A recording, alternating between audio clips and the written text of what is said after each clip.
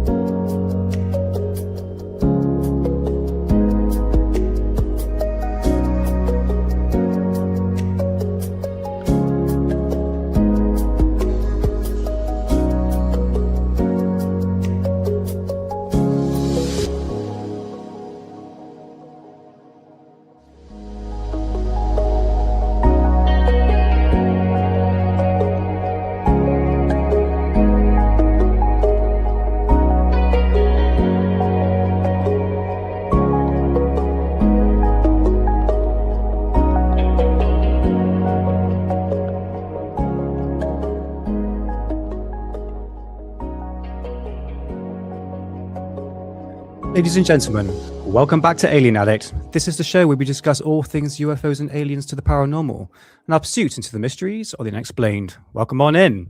So, happy Friday, everyone. Another deep dive once ahead. Oh my God, I'm really getting into this now, but I don't want to bore you guys. So this will be the last German flying saucer. Maybe I might do one at the end of the year. I know I've got plans for the end of the year. That involves you. Yes, you. We'll get to it. Don't worry. But yeah, I just, in terms of like what's going on in current ufology, not a lot, isn't it? Really. I mean, do you really want me to give my thoughts on Age of Disclosure, which I still haven't watched, by the way? What I gathered is just the same information that I've heard for the past 8 years. Well, I might give my thoughts near the end of the year. We'll see when I have a bit of time over Christmas. I mean, I don't want to talk about Thry Atlas again. Do I want to talk about Ross Coulthart interviewing Lou Elizondo? No. Let's get back to German flying saucers, because that's where my specialty in bringing in as much information today in terms of what made the Haunebu, and Vril flying saucers fly. Okay, this is one aspect that I have touched upon briefly, but I think today we want to go back to the original publication, which I'm going to slam right in your face right now, which is here. Das Vril Project from 1992. So what I showed you last week was 3 years after this publication. So we're just going to briefly go over Maria Orsic just slightly, because this is going to tell you her first appearance, just slightly, but primarily today, it's what made these Haunebu flying saucers fly. And I think it's be quite interesting to go through. So everything will be AI generated as well. You know, Lily, and in fact, Jenny might make her appearance as well. So I just hope things can put a bit more into perspective for people, because I'm going to be honest with you, like I said, I've been on a massive bender in terms of trying to find as much original publication. And like I said, there's not a lot of information. When I say information, there is, but it's hidden. But me, I find this hidden gems like this publication from the Temple Hafgesellschaft, which is where the story started for the German flying saucers, the anti-gravity side. And no one really touches upon it. Honestly, I've been searching through the German YouTube channels, like everything's like restricted areas, isn't it? Like some of my content doesn't get shown in like parts of Europe because the things I say, it tells me on YouTube. And I say things I shouldn't normally say, but nevertheless, I'm trying to find out whether or not people actually pinpointing this publication, and a lot of people haven't, actually probably no one. So this is like the first time that I'm aware of. Don't want to be snobby, but like I said, I'm going to show you the whole breakdown of the German flying saucers. In terms of, you can see I'll tell you what, here's a good one here. Like, what we're going to come across today, it's grainy, blurry, crappy. Well, we'll get to it, okay? So don't expect miracles in terms of, high quality photographs, because simply, well, they do exist, but whether or not they're actually real or not, which we'll kind of get to, like, maybe some documentaries, just little snippets of it. So anyway, but happy Friday, everyone. Happy Friday. Hope everyone's doing well. Size Evidence Fringe. How's it going, my friend? Nice to see you. Pagani Productions. How's it going, my friend? Bob Lazar, Rocket Man himself. How's it going? John Strokes. Thanks for the shout out again, brother. Much appreciated. Sheep Pop, Paul Robinsons. I'm gonna blast through this. I'm just gonna call you. Oh, mate, I forgot your name again. I'm so sorry. Please put your real name in. Not your real name. Just put a name in, so because I'm crap with names on that one, man. But boy. Anyway, thanks for being here, man. Much appreciated. Green tea, nice to see you. Nice to see you. Paul Robinsons again. Hey, one true Saxons, yes. Back to the Germans one more time. And who else we got in here? Is that it? Sure, no. Oh, Dazam. Is that right? Nice to see you, man. Nice to see you. Who else we got in chat? Hey, Ray Clay 2. Awesome. You don't know Rick Clay by any chance? That guy, because your name sounds awfully familiar to Rick Clay. But and Mark G. Remembered, man. I remembered. Nice to see you all. Nice to see you. So yes, once again. And we got Trini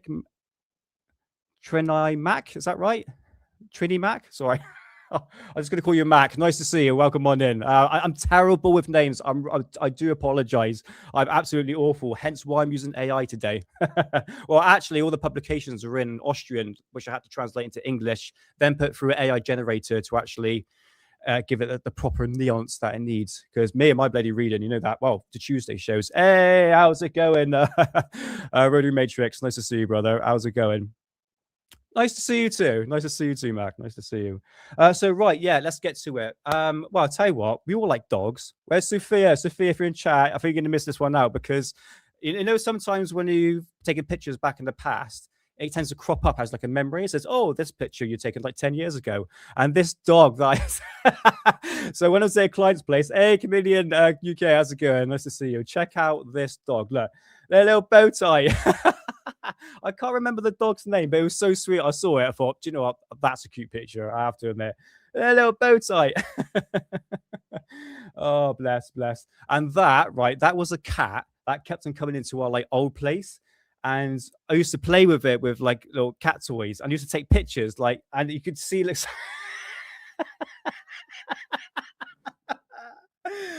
oh, it's so funny. It's like the motion blur just captures the cat's face and just absolute hysterics. Oh, just one more like that. No, man. Oh, bless all the dog again. But yeah. Oh, bless. All right, and right, move on. Let's get up to German flying saucers. So, right, let's get to it. I'm going to put, and there's one thing I haven't put in chat, and I should have. I know. I thought it was quite hilarious. Mate, I got some like funny photographs of me. I'll show you a bit later. I need to put this in chat, the original link for this. So the original publication that I've got here, I'm going to bring it up. The Vril Project. Okay. I will put this in description as soon as the show is finished, right? Ignore everything you hear. Sorry, ignore everything that comes across the Vril Project in terms of what immediately comes up on Internet Archive, because it's a wrong publication. This is the real one, which is kind of, it's on the internet, but it's not Internet Archive related, which I will put in chat in description once the show's finished. I've got that queued up. So what I'm going to do today, I'm going to skip ahead purely to focus on the German flying saucer aspect, okay? So I'm going to start off just to show you what is in store. Let's bring up a bit bigger so you can see. There we go. Oh, hold on. Let's give it back. Okay, because I'm going to start from here, okay? Everything's in Austrian, which I've translated it into English. So the lady who's going to be speaking in AI generated will be in English, okay? I don't know how long it's going to be, but if you want to know about German flying saucers, the anti-gravity side, I strongly recommend sticking around because, like I said, this is going to be immensely big deep dive. This is going to show you where it all started, okay? Ignore everything you've seen on the internet in terms of YouTube channels, except for mine, obviously, talking about German anti-gravity flying saucers because they're only giving you 5% of the story. Now you're going to get 100% of the story. So I assure you to stick around, okay? Like I said, I've been researching this for a long period of time. If you're new to the channel, German flying saucers is my main topic I deal with. I've got so much publications from where the story began. I mean, this is my 8th part I've done already. So I've got hours upon hours of me talking about the timeline of where these stories really come from. And it really is all over the place. But for me, I put things in a timeline and more or less in a conclusional perspective. So you can understand the whole aspect of what I'm actually talking about. Well, talking about German flying saucers and flying discs, Foo Fighters, Die Glocke, obviously the bell. But today we're specifically talking about Vril and Haunebu flying saucers, what made them fly, all right? What people don't know is that there were 2 prototypes before the Vril and Haunebu, and this is called, and I got this in description as a title, as the RFZ 1 and 2. Now, these were the first 2 prototypes that were actually perfected. Well, I'm just going by if they did do this technology, right? Perfected in 1938, all right? So this is just going to show you what's in store in terms of AI generated, well, what you're going to hear, basically, break down into English, all right? So we've got the RFZ1, which, again, we'll get to that in a minute. And here's the RFZ2, which there is a colored version of that, which is in a documentary, which I might show at the end. We will get to it. And I'm sorry, guys, I like to interact with chat, but this is going to be one of those occasions where I've just got to stick to a script for the time being. But once I get to the AI-generated voice, I can sit back and relax a little bit. I'm going to go through more or less things in perspective. But like I said, again, guys, as I'm just going to go through right now, these are not great photographs. I've got all the photographs with me, but because this is written in 1992, everything's copy of a copy of a copy, and again, it's not that great. So it's just the height of the time, isn't it, in terms of information? So again, German flying saucers with panther turrets. I mean, we've got massive, like there's one with gun turrets at the top, man standing at the top of the flying saucer. Obviously, everything's in Austrian. That fucking body blue style, mate. That's it. That's where it's got the inspiration from. It's from the Vril flying saucer, the dirty cow. Right, moving on. I think she's right. I think she got not gelled, apparently. No, don't talk about Bonnie Blue. So here we go.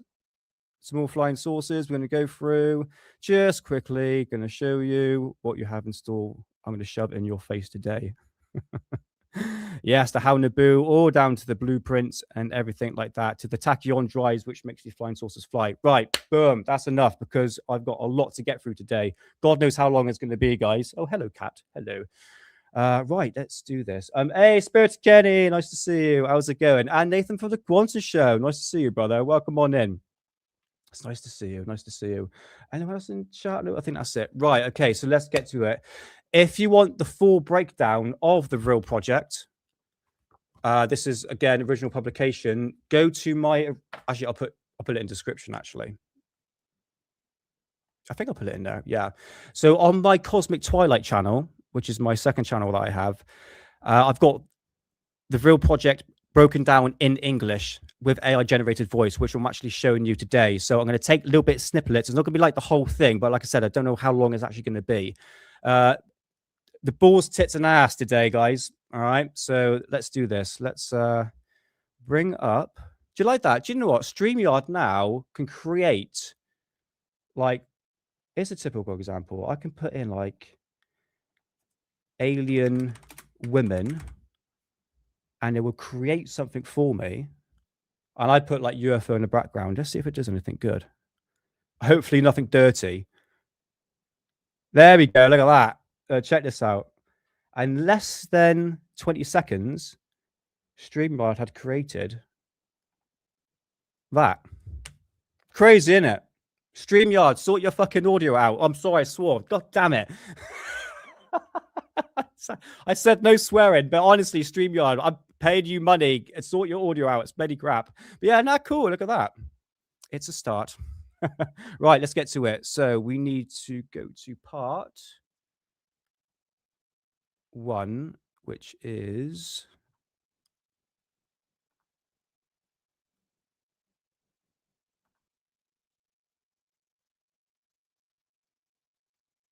So I'm going to go silent. I need to find the right part. Part 1, there it is.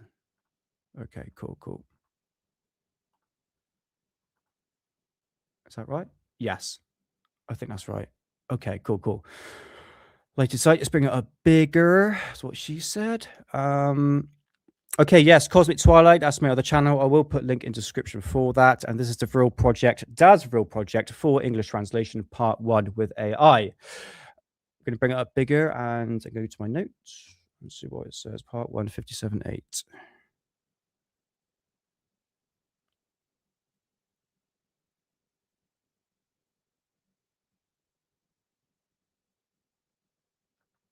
Okay. Actually, that's going to be a different episode because they apparently created a time machine, first of all. But I realized I'm not going to talk about that. So we're going to skip that. We're going to save a bit of time. Beyond flying machines. No. Okay. Sod it. Let's go to here. Okay. Yeah.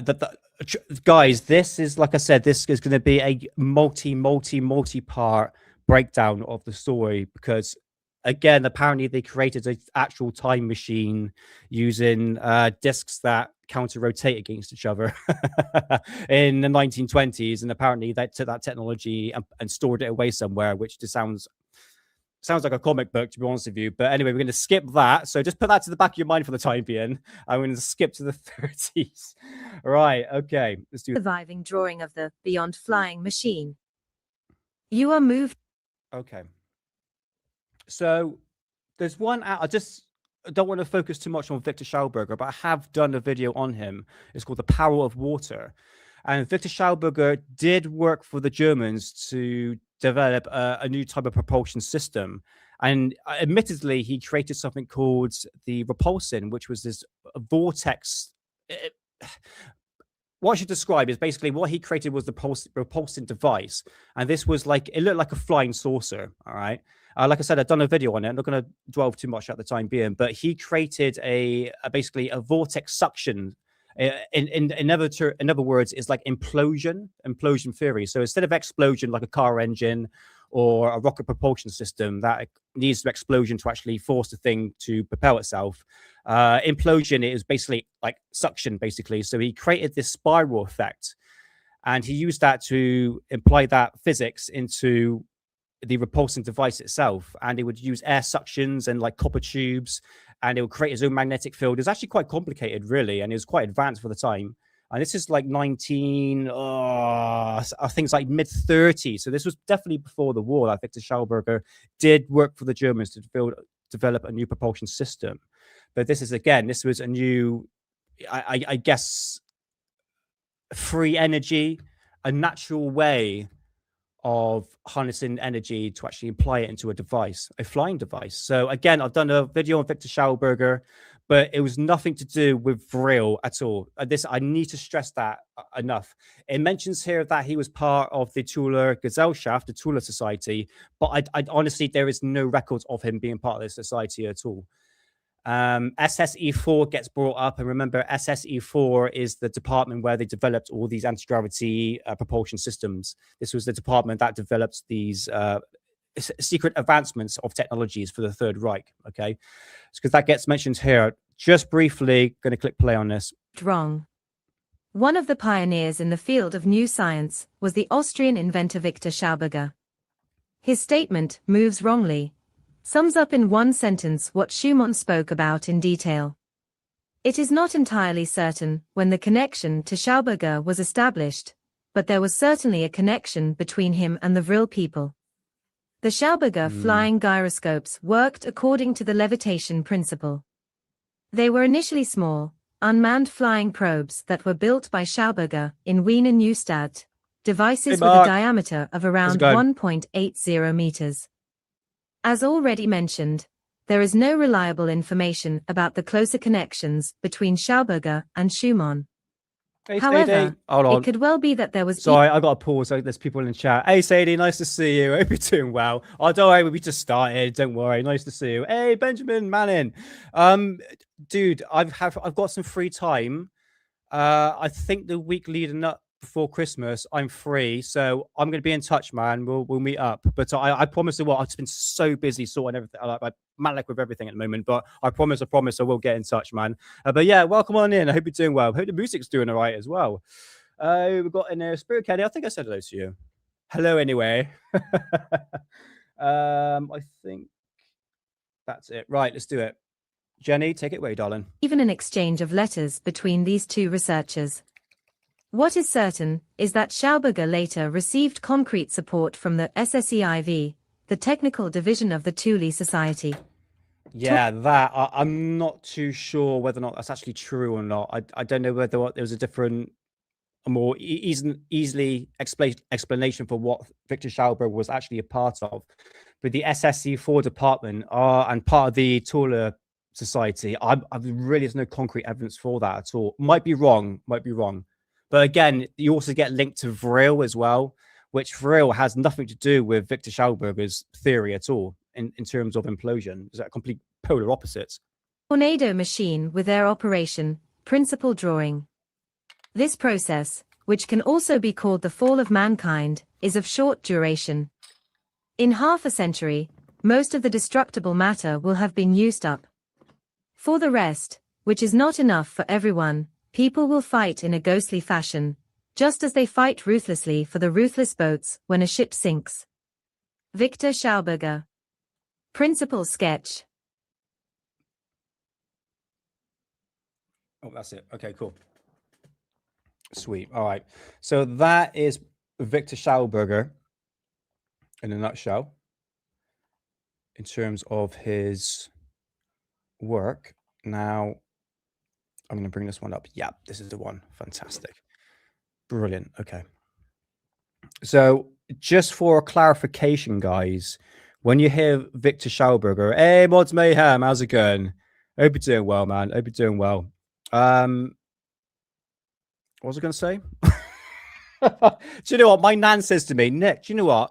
She's going to be 90 in February. She goes, Nick, I'm doing this terrible thing. It's like, I walk upstairs and I know what I need and I get there and I forget. I'm like, Nan, I do that on a daily basis. Like, I've just done it just now. Like, boom, like that. It's probably the weed. But anyway, not old age. But I hope you're doing well, Mods Mayhem.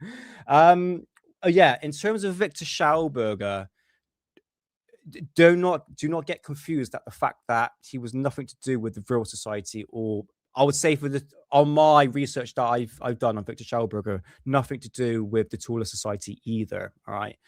But he did work for the Germans to develop a new type of propulsion system. And if I remember near the end, I'll show you what this propulsion system actually looked like, whether it actually flew or not. But he did get ripped off by the Americans near the end. I should I don't know. She might do, actually. She's very forgetful, you know. I have to admit, for someone out in a 90, who's going to be 90, you know, she's doing pretty well for herself. Cooks me roast dinner, so I can't say no. Dude, like literally, okay. I walk from one room to another and I'll forget, like, what the fuck did I walk in there for? And I walk back and I get real triggered and I'm like, what the fuck did I walk in there for? Mate, we all do it. Right, let's do it. So I'm going to upload this new version because there was a couple of pages I actually missed out. And this is 2 seconds. I've got it here. Not that one. That one. Okay, cool. That can go. Share. Haunebu. Vril live show. Brilliant. Okie dokie. Right. So yes, I just put a disclaimer on saying with music. And translation may be wrong in places. Mute audio if AI bothers you. I was going to put a little smug little thing at the end there, like a real smug face, but now I won't do that, don't I? So, right, this is chapter 2. We are going to get into the Vril and Haunebu flying saucers. Let's do it. In your face.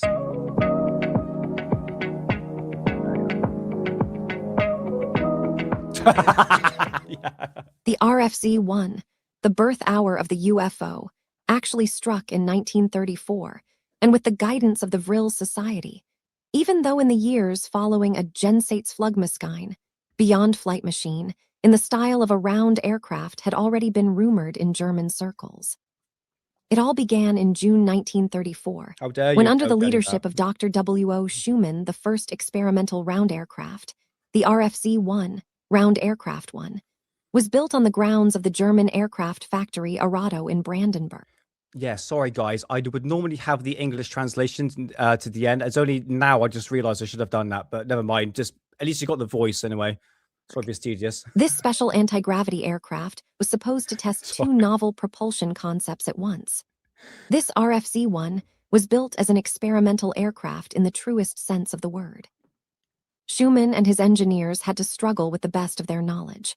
This RFZ-1 crashed already on its first flight in 1934 and tore itself apart to pieces, as pilot Lothar Weiss, who had barely escaped in time, reported in detail later. And even more.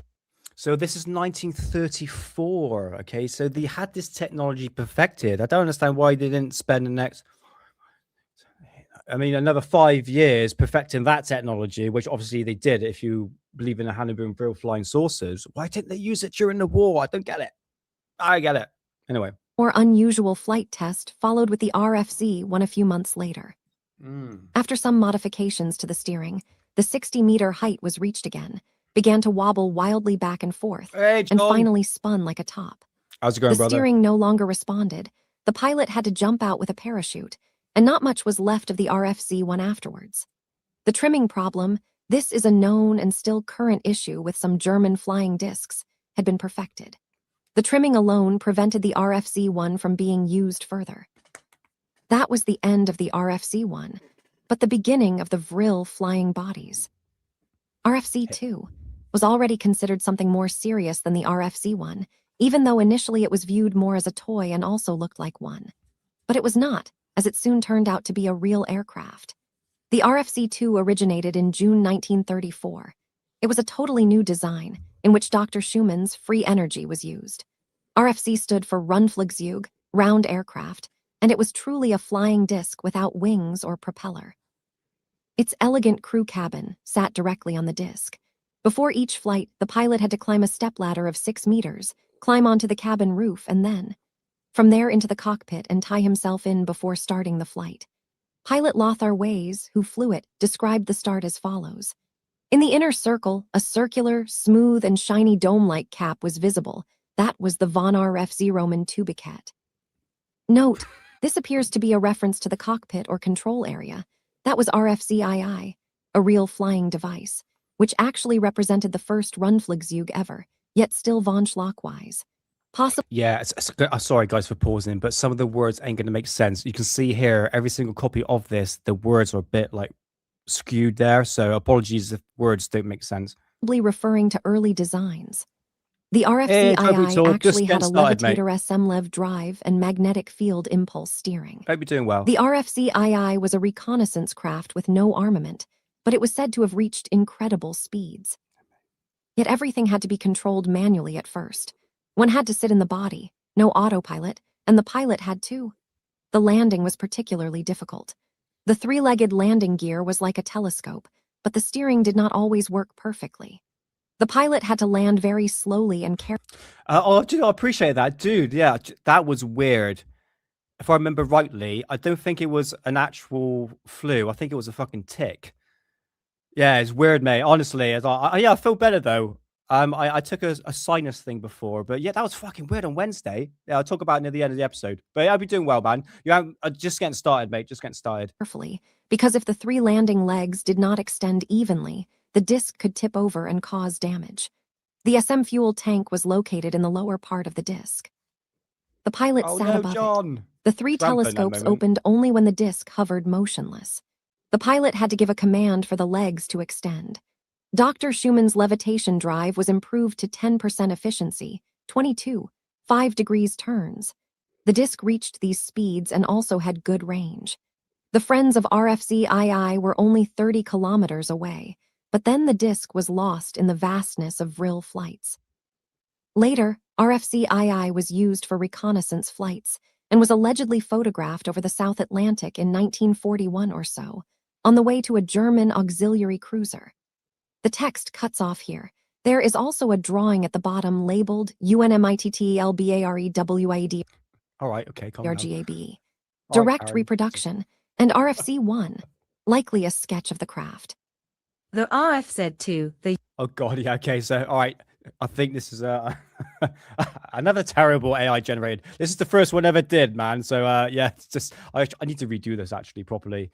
So what we're going to get into now is the RFZ2. Okay, so this is the new step up prototype.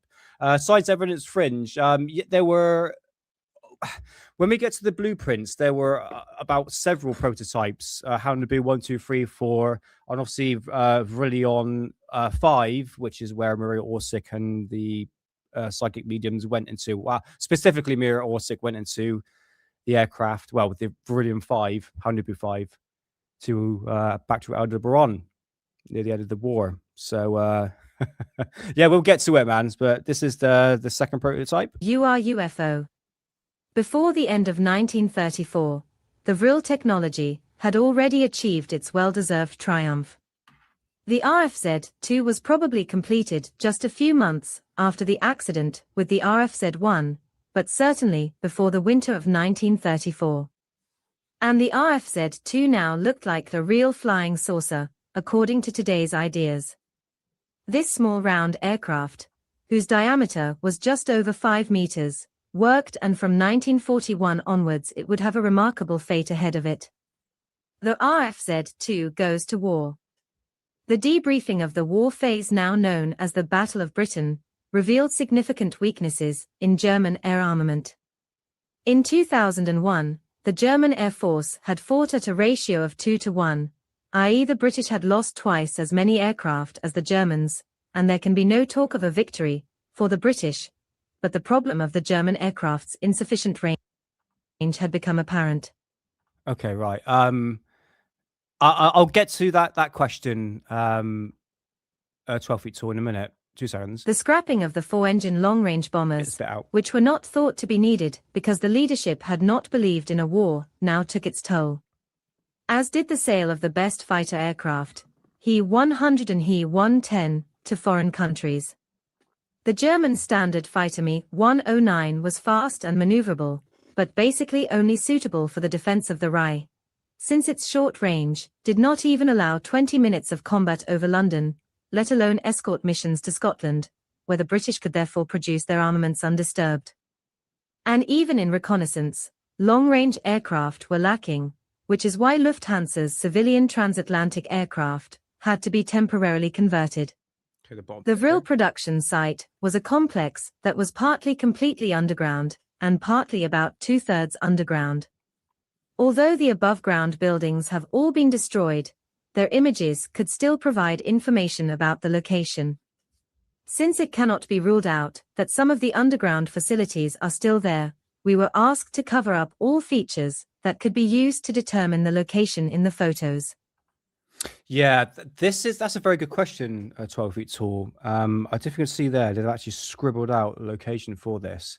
This is the reason why. Hey, Jammy Music Man, how's it going, man? Oh, yeah. Well, just getting started, mate. I'm going to show you, if you stick around a bit later, mate. I'll show you my VHS collection. I've got the photographs here, but I'm just going to get this German flying saucer stuff out of the way. But I hope you're doing well, man. Nice to see you. But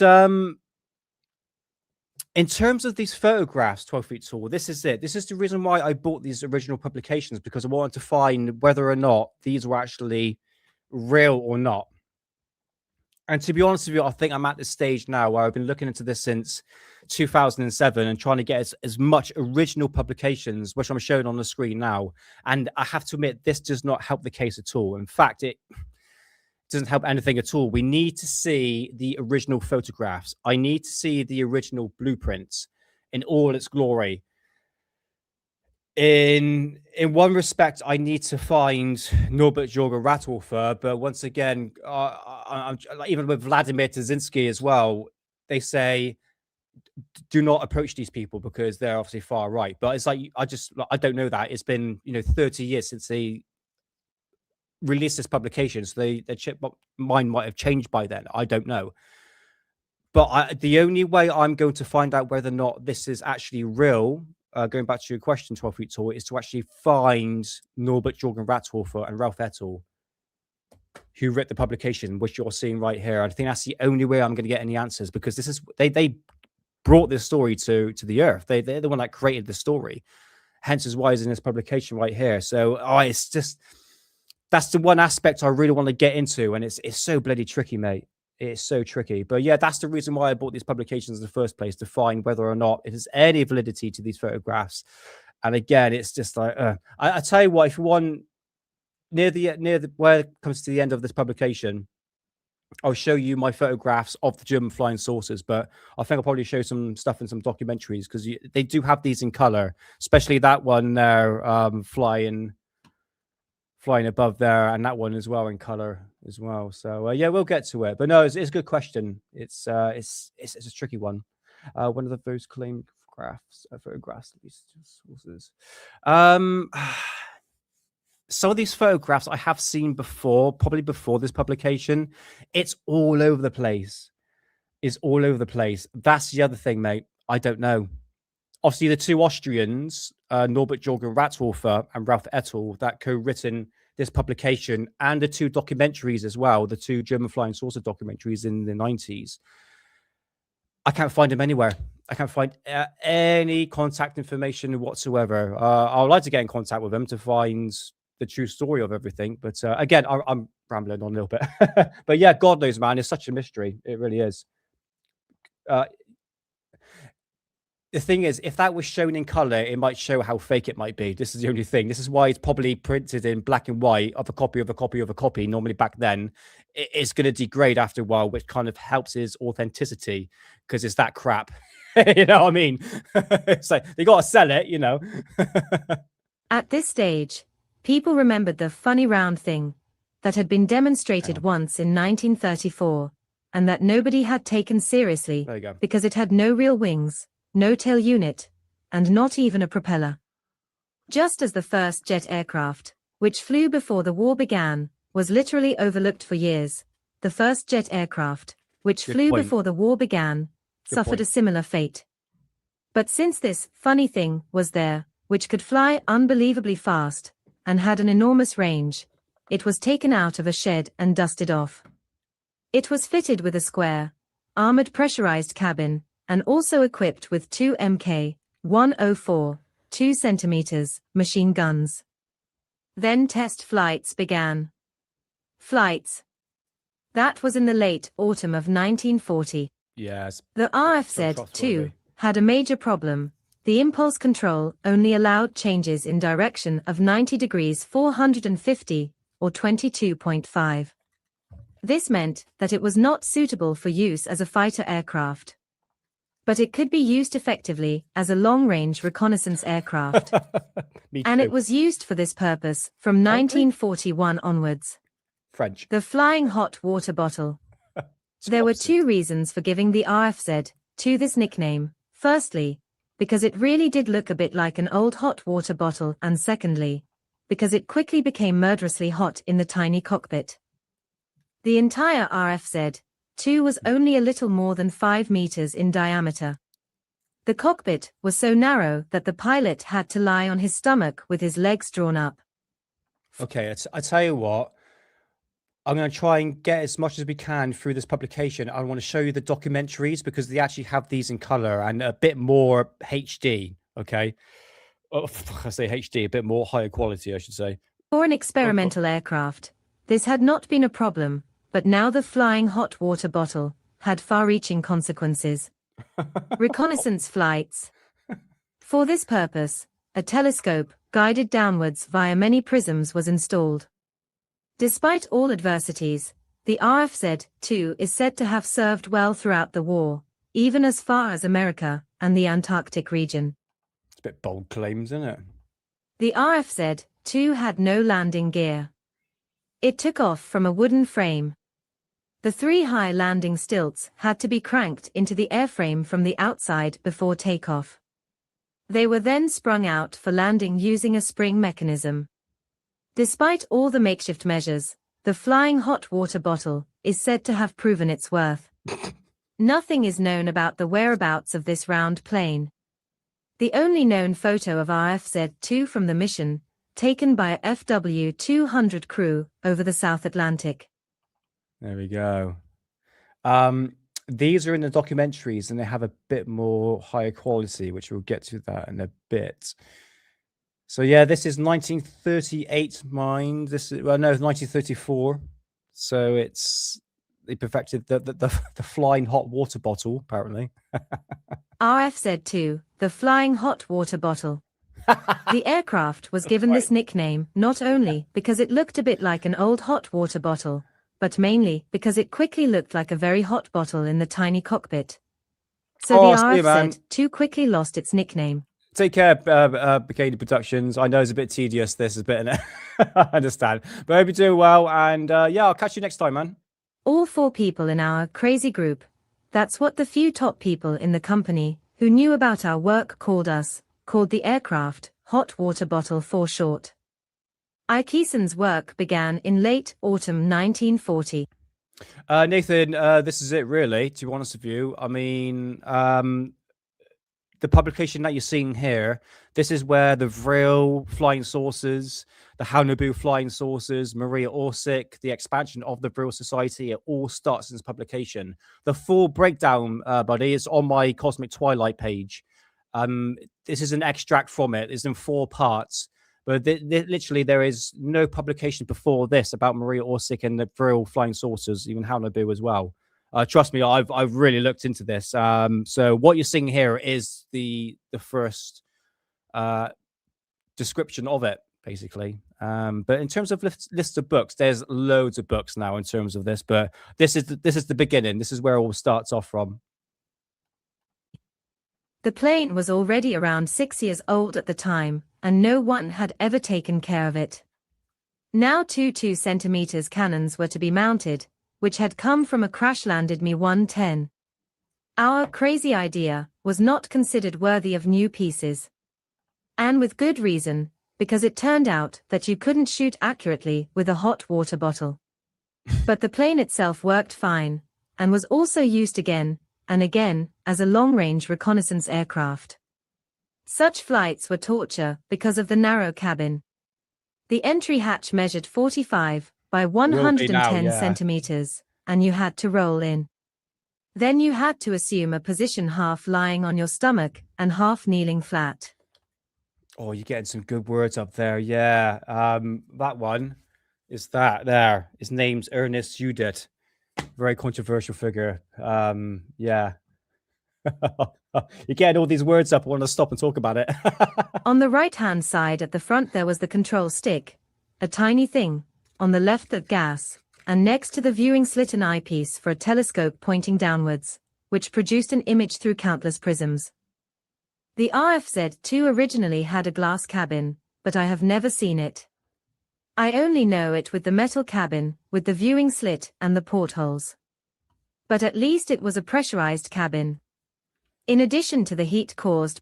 Okay, guys, I'm going to get this out of the way. Okay, sorry, you just have to bear with it. I know it's a bit tedious to listen to, but this is the full description of the Haunebu Vril and how it operated, what made it fly.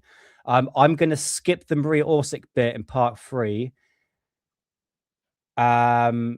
Yeah, I'm going to skip that to another time because I want to show you the documentaries, okay, just to give you the perspective. By the oppressive confinement in the cockpit, there was something else unpleasant.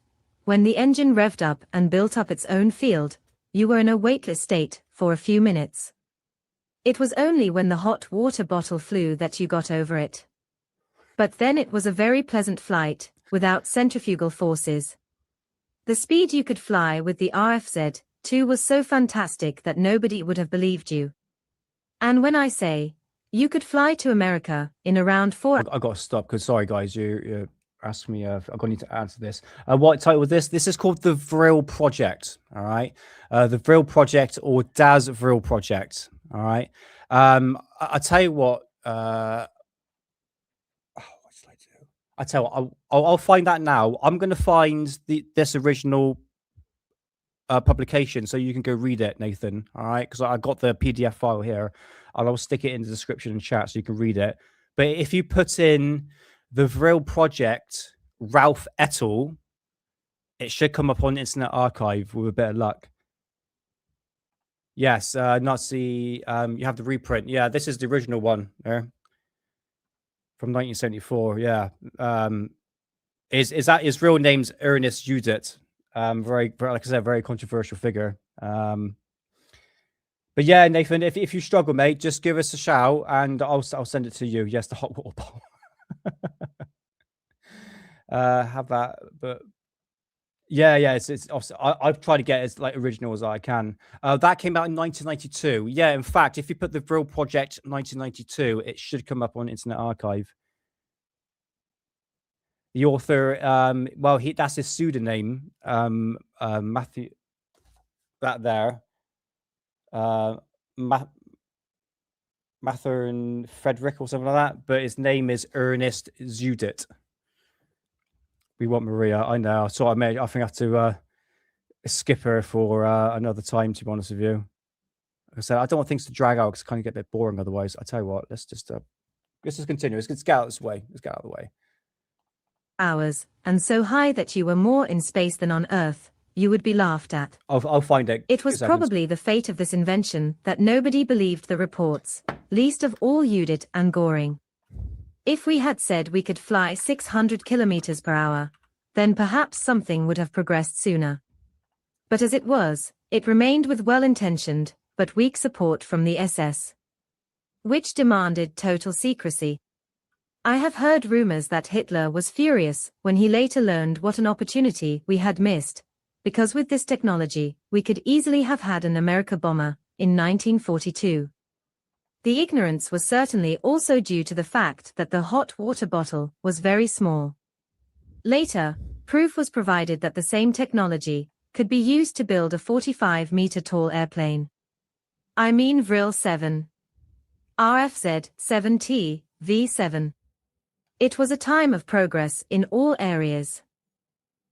Germany had the fastest cars, the fastest and longest-range airplanes, the first proper television during the 1936 Olympic Games, the best entertainment films, etc.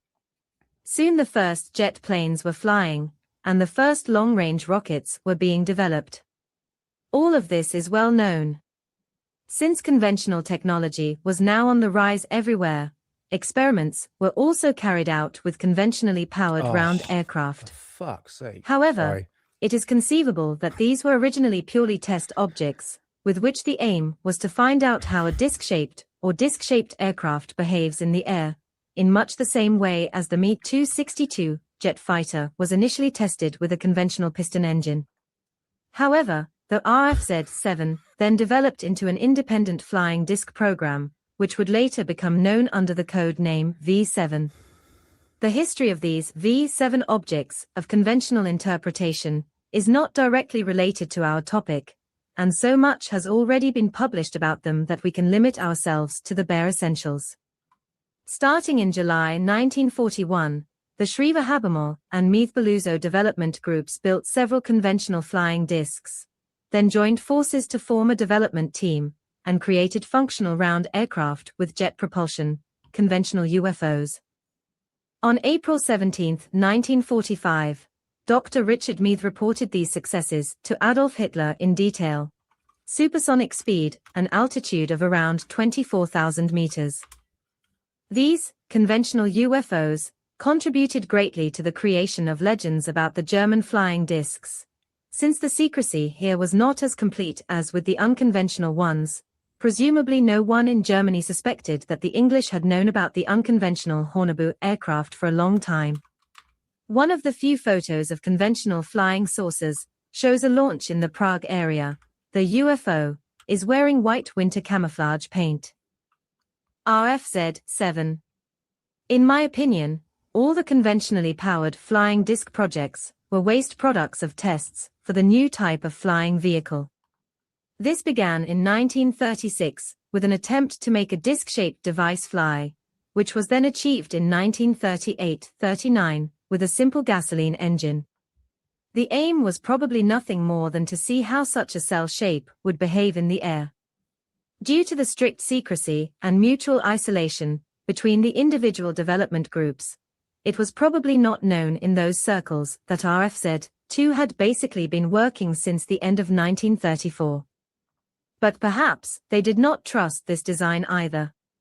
The jet gyroscopes that were later talked about so much, Mirte, Shriver, Habermas, etc., were either unexpected byproducts or Right, Nathan. Nathan, if you're still in chat, mate, I just sent you the PDF file on your X account in Messenger. I can't find it. I cannot find the original PDF file. It's just come up with a bunch of bollocks. It's not the right publication. It's not the original publication. But I've just sent it to you on X. Are you still there? Yeah, go check out your messages on X. I've just sent you the PDF file, mate. That's all the original publication, mate. It's all in Austrian. Bit of a pain in the ass, but you can translate into English if you wanted to. But that's everything there for you, buddy. All right. I'll see if I can best stick that in. Can I stick that in there or not?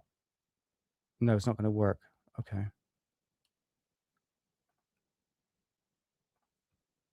Can I paste that in there?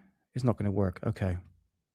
Fair enough. perhaps a deliberate diversionary tactic from the other RFZ projects, Haunebu and Vril. However, there is serious evidence that some of these devices even became functional. The last version of the V7 RFZ-7 probably already represented a combination of conventional and unconventional technology. A photo of this V7 exists in the USA, but we were unable to obtain it for this book. Foo Fighters, Fireballs and Bubbles. The Allies... Yeah, that's a very good point, because I don't understand why they would create these flying discs from 1941 to 1945 when they would have perfected these flying anti-gravity flying saucers.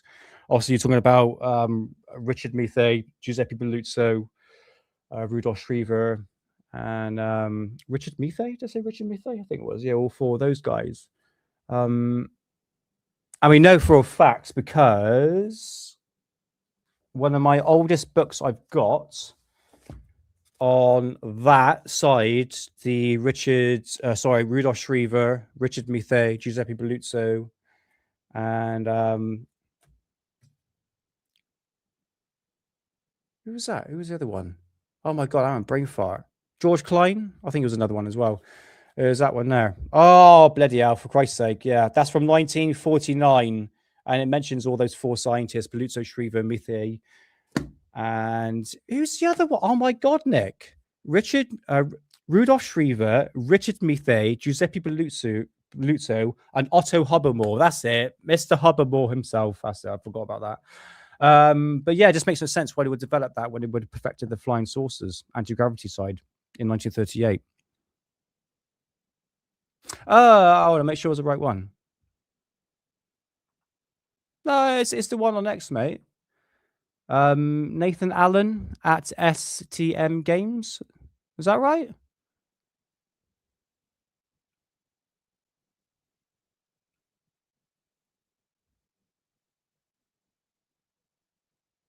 Yeah, I think that's it. Okay, cool. Hopefully that's right.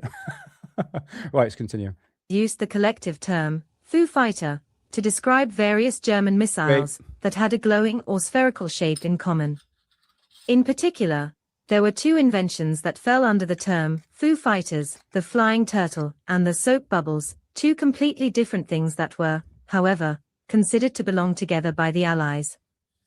The flying turtle, also called Fireball, was developed by the technical department of the SS, but not the SSEIV, in Wiener Neustadt. These devices were remote-controlled flight probes. Their external shape was reminiscent of a turtle. Right, that's Foo Fighters. We've done Foo Fighters, so we're going to skip that. Let's move on to the flying saucers. There we go. aircraft, with means from a completely different intellectual and December 1944. Vril people on the up. The Vril 1. After the separation of the Vril Society from the Thule Society became increasingly clear, and the distance between the Vril people and the state leadership increased, a distance had clearly developed, not least of all ideological. While the Thule people could rely on massive support from the SS, the Vril people were largely alone. Hell yeah.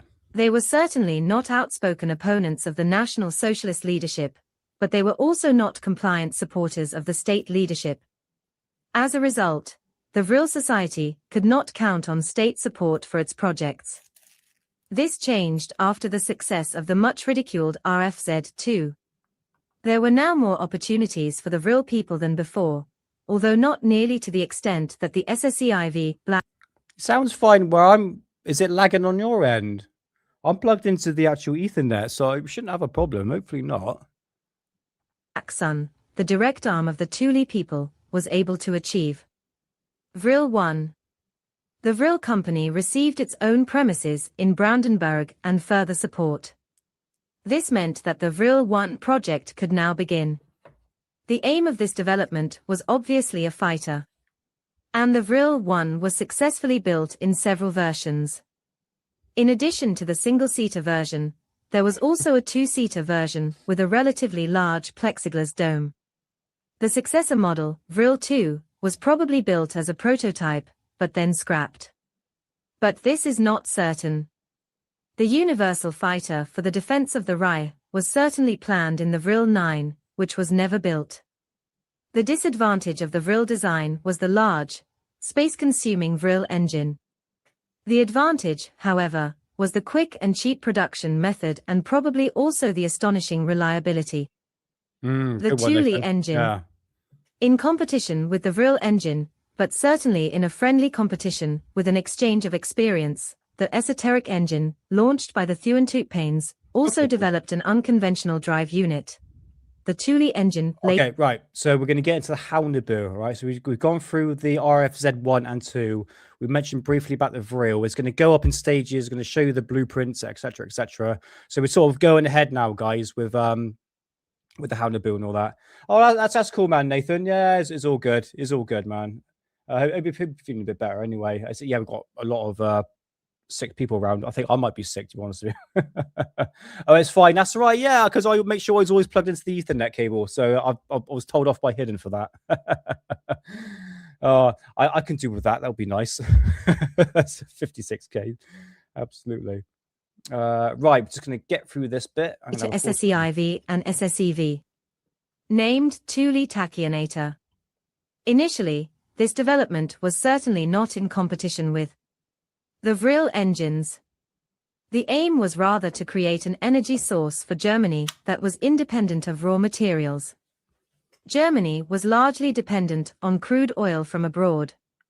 The production of petrol from brown coal was already a step towards independence from oil, but this was still far from sufficient.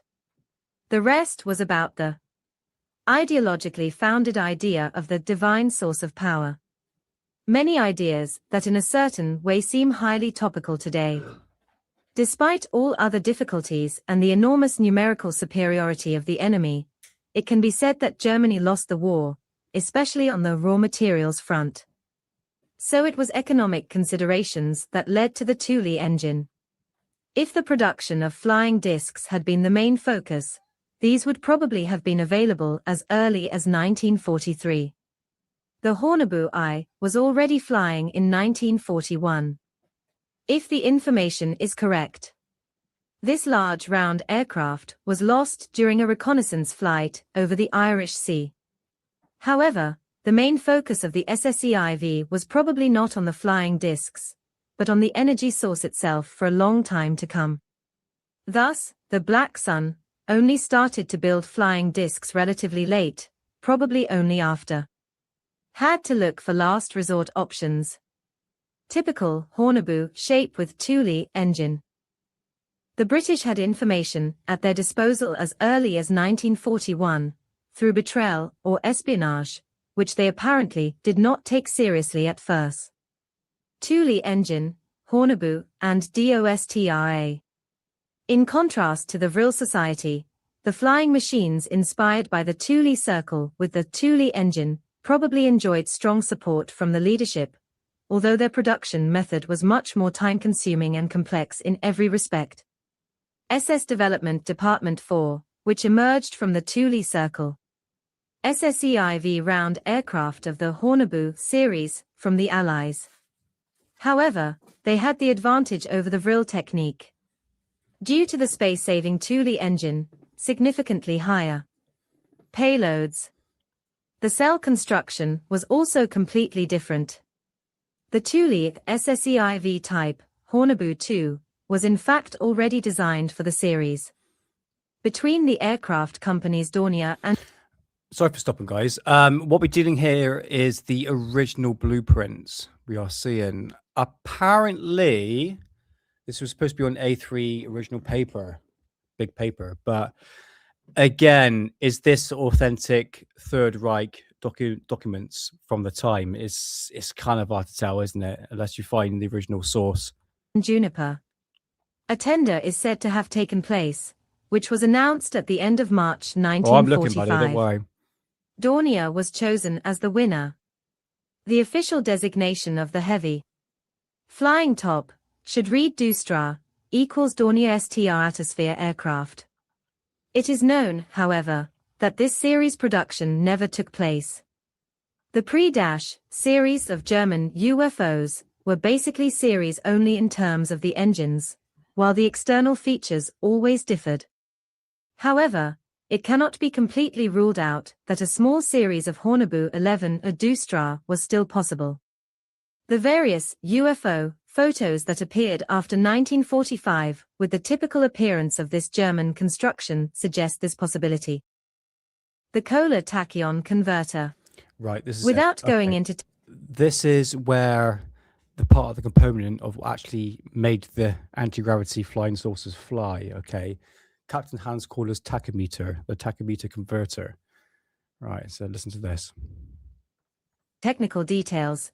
There are enough other publications on this. Yes. The tachyon converter invented by the German Captain Kohler must be mentioned briefly, as this technology was used on the SSEIV for the Thule engines. This was one of the differences between the Thule engine and the Vril engine. The Kohler tachyon converter was also prepared and planned for series production for other applications from the end of 1944. The Gemagic Eye. On the sidelines of the history of the Thule tire factory, the project of a tiny flying spy should also be touched upon. A thing called Gemagic Eye is said to be planned, the size of a man's fist. Being that could fly through every window slit as a sort of spy, that could watch and listen, silently and uncannily, in order to be able to carry out espionage in the enemy's centers. This Gemagic Eye was to be dropped from the air over enemy territory, and then remotely take up its positions, which it could then change at will. Equipped with a self-destruct mechanism, it would also have been the forerunner of a long-range flying mine. However, it is difficult to imagine that in 1943-44, it was technically possible to produce such small television cameras and listening devices as would have been necessary for the Gemagic Eye. Today, however, such a construction could easily be put into operation, especially with Japanese help. Who knows whether UFOs are now deploying various Gemagic Eyes to spy on important information. Right, so what we've got here is a very crude copy of the Haunebu itself.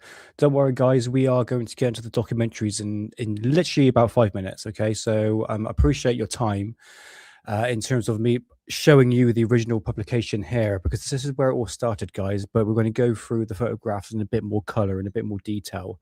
Because I think it's worth showing you not only these two Austrians who created this publication, written two documentaries as well, which are on my Cosmic Twilight channel, which I'm going to show you in just a bit. But let's just finish this off. Okay, this is, again, we are dealing with original blueprint right here. EIV, practical. Okay, she's going to talk about gibberish, but yeah, again, does this look like Again, here, original document. Does that look like? I mean, put it this way, guys. The Third Reich were born planners. They've written everything down, but they're very precise, very collective, very what's the word? Manageable and strict as well. I think this is a very sloppy job of trying to put a Haunebu flying saucer on a diagram or paper, isn't it, really? If this is the original document, because this is, I think it needs to be a bit more technical detail. And I think that is what the Germans really focus on specifically. I think this is just a very crude drawing, in my opinion, and just somebody slapped the label saying original document. But again, I don't really have any proof of that, so to speak. But you would have thought Germans were very precise in their documentation, the very drawings, but this is a very sloppy job. Oh my God, dude, you're going in or out. 1944, 2. December, Haunebu series. Original document. Haunebu. November 7th, 1943, SS Development Office 4. Haunebu 2, 1944. Medium heavy armed gyroscope, type Haunebu 2-inch. Diameter, 26.3 meters. Dry.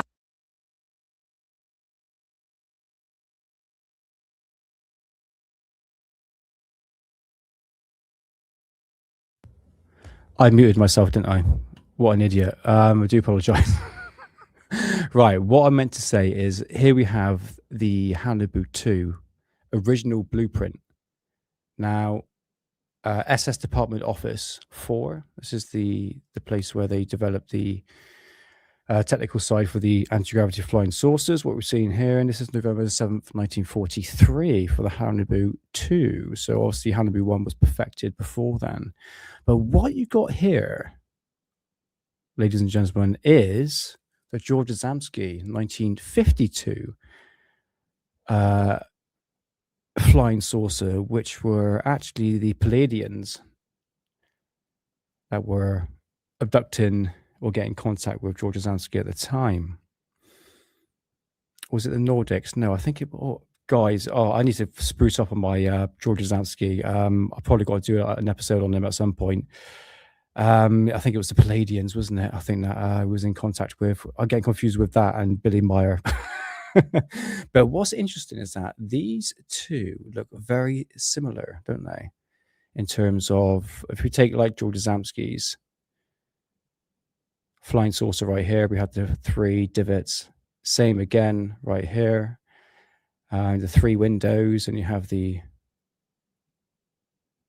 like the bell shape roof right there. So there's 2 ways you can say this. Is that the fact that if you're going by the skeptic side, you would say, well, clearly the 2 Austrians who created the story taken the concept of George Adamski's flying saucer and created their own Nazi flying saucer, but using George Adamski's concept, which seems quite likely if you were saying that this is fake. Now, in terms of anti-gravity flying saucers, if they built several models of them, where were they after the war? I mean, you need to understand through the duration of the war, especially from 1940s, we were doing continuous bombing runs. We were, especially the Russians, were dominating the German front. I know really getting into Germany, especially in Prague. I mean, like I said, we were doing carpet runs of, especially like the factories and stuff like that. Again, where is this technology? We're talking about reverse engineering alien technology, but if this technology was perfected in 1942 and it got into the hands of the Russians or the Americans, why are we talking about alien technology when this was perfected in World War II, thanks to the Germans? Just a thought. 5. Thule tachyonator. Tachyonator, yes. I've got some original photographs of that. Let's go ahead. Just skip ahead.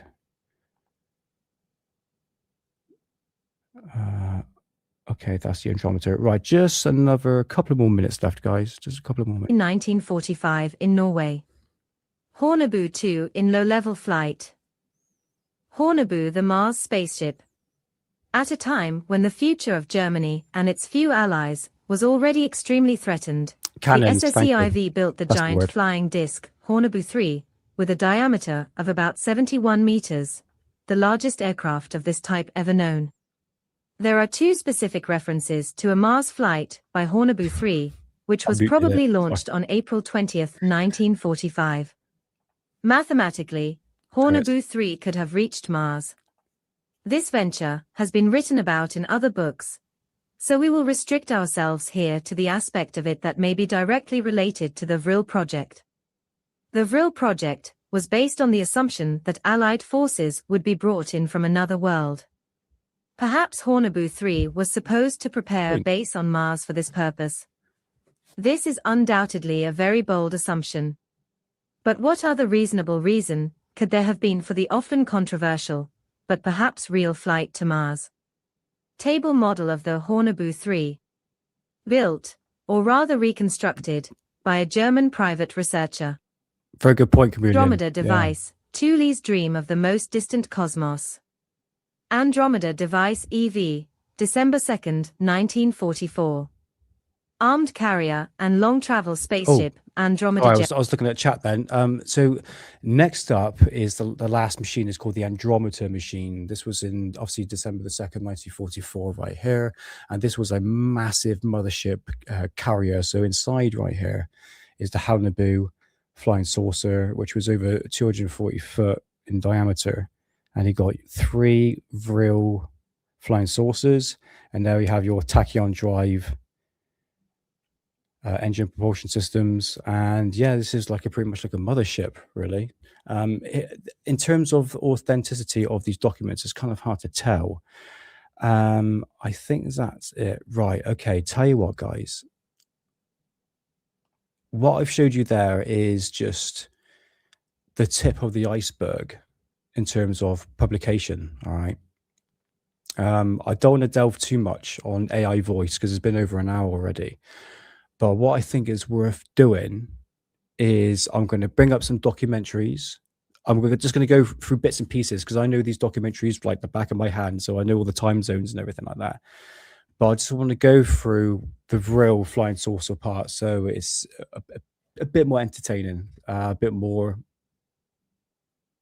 I just find it easier when you watch a documentary with an AI voice. It's a bit tedious. I understand where people sort of tune out, which is it's understandable. It's a bit tedious, but I don't want it to drag on too much. But what you just seen there is the original publication. But like I said, if you want to read it all in full, I will put the PDF file in the description after I finish the show. Don't worry, I've got it all queued up. I just can't put it in chat at the moment. And I will put the link in the description for my YouTube channel, The Cosmic Twilight, and I've got 4 parts of the Vril Project, all broken down in English, so you can read it for yourself. And this is the first publication of Maria Orsic, her name. And Maria Orsic picture, like I said, well, she's a beautiful, long, blonde-haired woman. And I showed you a picture the other day, well, it was last week. And here she is here. Well, the real name is Maria Ortiz. And she's got short curly hair. And she was a medium for the Tula Gesellschaft, Tula Society. So yeah, it's but like I said, I've gone through, like, especially the last episode that I did on the Vril mediums and all that. It's incredible. It really is. It's a very interesting story. I have to admit, it's all over the place. And I think we're more or less touching the surface on that. So I appreciate your time. Sitting back and listening to some AI voice, and I know it's kind of hard and tedious, but nevertheless, I got told to keep my voice down. No, it's fine. My missus is not feeling well. Everyone's bloody ill at the moment. Everyone's flipping ill. Everyone's saying, "Oh, get your flu vaccines." Like, no, thank you. It's fine. I just stay away from people. I'm not a socializer, to be honest with you. So, right, let's bring up some documentaries. Go on. Let's bring up UFO Secrets of the Third Reich, which I actually have 5 copies of VHS tapes. Sad git, I know. Right, let's do this. Victor Schauberger in there. And we got it right here. So once again, every single documentary on German flying saucers. Absolutely. Every single documentary on flying saucers is in is on my UFO channel. I shouldn't have 420. It's on my Cosmic Twilight channel. All right, so I'll bring that up in a minute. Yeah, it says, oh yeah, you need to get your thingy. I don't get flu. I don't get flu, so don't need to take it. Oh my god, I'm hitting everything.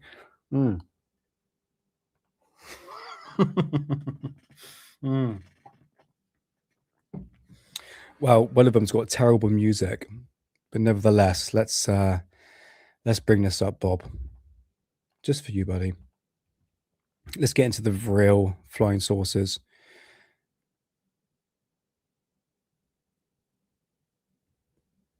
Here we go.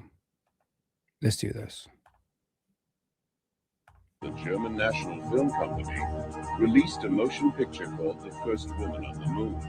The first space rocket was then built by Werner von Braun and Hermann Oberth with UFO movie money. Many German scientists studied the possibility of traveling to the stars. Oh, sorry to hear that, man. Before the end of 1934, the Vril Society had built its first light aircraft.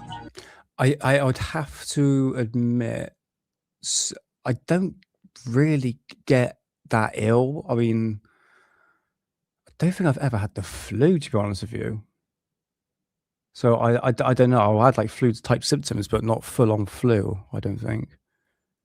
But yeah, I know it knocks people for six, doesn't it? The RFZ-2 round aircraft. It was fitted with an improved Vril propulsion system and, for the first time, magnetic impulse steering. It measured hardly more than 16 feet from end to end, but it worked. It already possessed two typical characteristics of UFOs: the optical blurring of the contours when accelerating, and the colored lights depending on the level of power applied. Okay, so what we're going to see here is a bit more detail. I say a bit more detailed in terms of photographs. I'm going to bring up my photographs in a bit. I'm just going to go through them in a minute and pick out the best ones, the most clearest ones of these so-called German flying saucers. All right, but for the time being, let's check this out. Red, orange, yellow, green, white, blue, or violet. Despite its advanced flying capabilities, the RFZ-2 remained virtually unnoticed by the political leadership of the time. The same fate was to befall the first jet-propelled aircraft 4 years later, the HE-138, the HE-176, and the HE-280.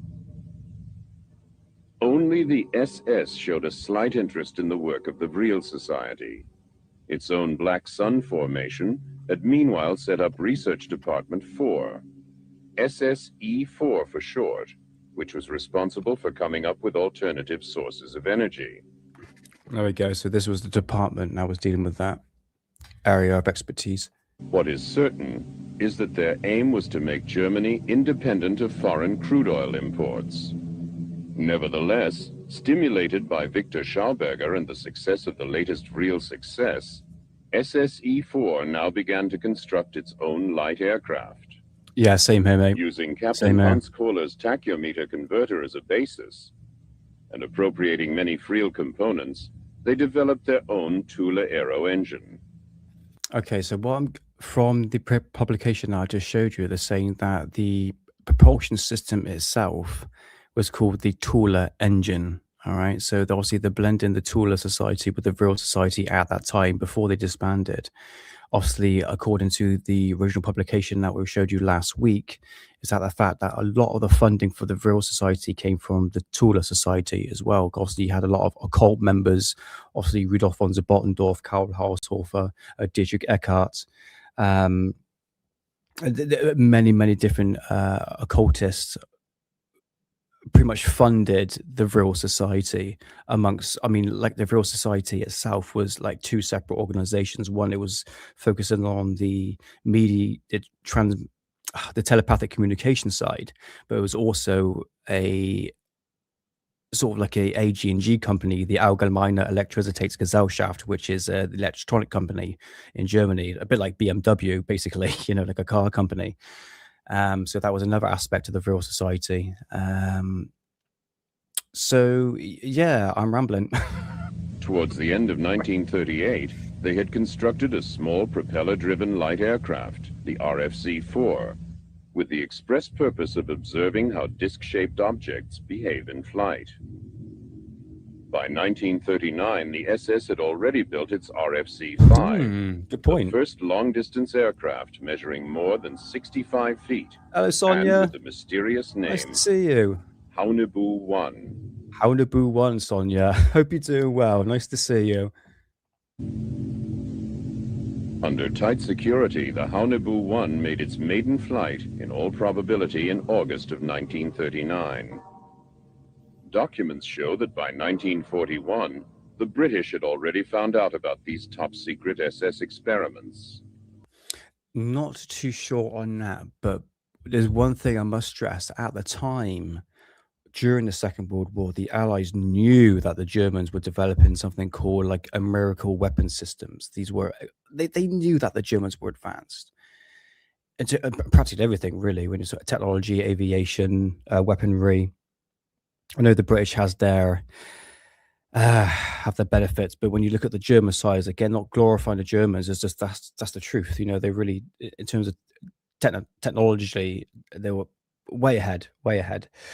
But in regards of what the Allies were getting the grasp of, because they're trying to spy on each other, trying to spy on Germany to find out what they're actually up to.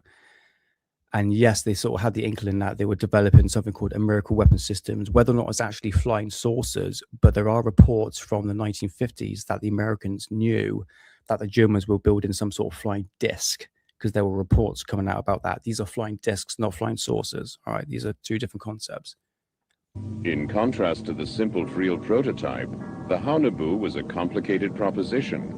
However, because of the form of its power unit, it offered considerably more storage space. Oh, hi, John. Hi, John. In 1939, Hitler made one of his biggest mistakes. Oh, bless. What might have been meant to be a limited military action, the Polish campaign, led directly to the Second World War. Quite contrary to what we might imagine the situation to be. Right, okay, so I'm going to skip ahead.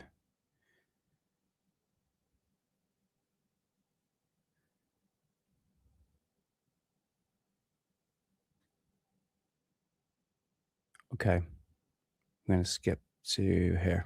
That they were all being produced someplace by the Germans. Oh, Randall Stevens, oh dear. Now let's return to those people who right from the start were responsible for this. In the winter of 1942, a new light aircraft circled the Vril testing ground, the Vril 1. A single-seater with an overall length of 36 feet. In other words, the dimensions of a fighter aircraft, which was what the Vril was intended to be. This also holds true for the armaments.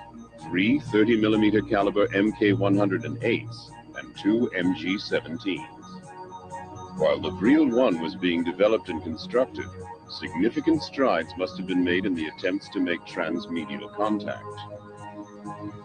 There were definite plans already at hand for the construction of a much larger aircraft, the Vril 7. In comparison to Vril technology, the Mita Beluzzo and Schreiber Habermold projects were really still quite conventional. The hybrid use of this technology, some investigators believe, led to the development of the commonly recognized spacecraft known as the Beluzzo, Schreiber, the Methe systems. Right.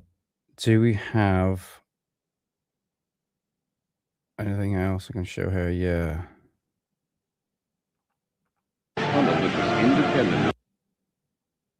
Oh. Book of Ezekiel, chapter 1. Right, you can play this. Going to play the second part of the documentary. Of Ebola in Syria, even the Old Testament book of Ezekiel, chapter 1, speaks of the wheel within the wheel. So there is very clear evidence of higher and parallel evolution throughout human history. However, it is very clear that the major impact of UFO technology did not occur in 1947 at Roswell, but rather earlier by some 10 to 12 years in the area of Germany. And on the basis of looking at documents and talking with former scientists who worked in Germany during the war, it is clear that many of the officers saw UFOs in the sky over Germany during World War II. And even in the region of Peenemünde, where the first experiments took place, there's clear evidence that there were advanced electronic eyes and ears that were watching very carefully the German scientific developments. With these photographs. Clearly and logically, Germany would be the most unique place for a contact that would be made by higher intelligence, since it was in the leadership of the scientific industry in the 20th century. Clearly, it was the place where some of the best scientific minds were assembled in the world. Right, watch. Can we really disregard the possibility that there was an alien influence or contact at work at that time? What could this structure, photographed on the Vril testing ground in the autumn of 1943, possibly be? A Vril 7 engine being tested? Possibly. But mightn't it also be a spaceship from Aldebaran? Okay. That documentary is called UFOs, Secrets of the Third Reich. That was co-written by Ralph Ethel and Norbert Jorgen Ratzhofer. The publication that I showed you, they both co-written that as well. But they also co-written another documentary. Okay, I'm going to show you. But that one is called UFOs, Secrets of the Third Reich. You can find it on my Cosmic Twilight channel. But those are little snippets of to show you with sort of regurgitating the stuff that I showed you in the publication that only came out a couple of years after the 1992 publication of the Vril Project. So there is another one, but actually it's quite interesting. I'm going to show you this, right? Okay, let's just go back. Look at this. I think that one of those incredible photographs, detailed photographs, is this. This one here. Okay. From my archive of German flying saucers. Oh, thank you, Montreal Saxon. Much appreciated. Despite the chem talk, yeah, I'm nearly there, mate. I'm nearly there. Yeah. So you found me, mate. There you found me. And now I'm here on Alien Addict. But no, I love that story, mate. I love that story when you managed to find me through trying to find Vlad. We'll talk about Vlad in a minute. But anyway, going back to this photograph right here, you see this in two sections on the internet. One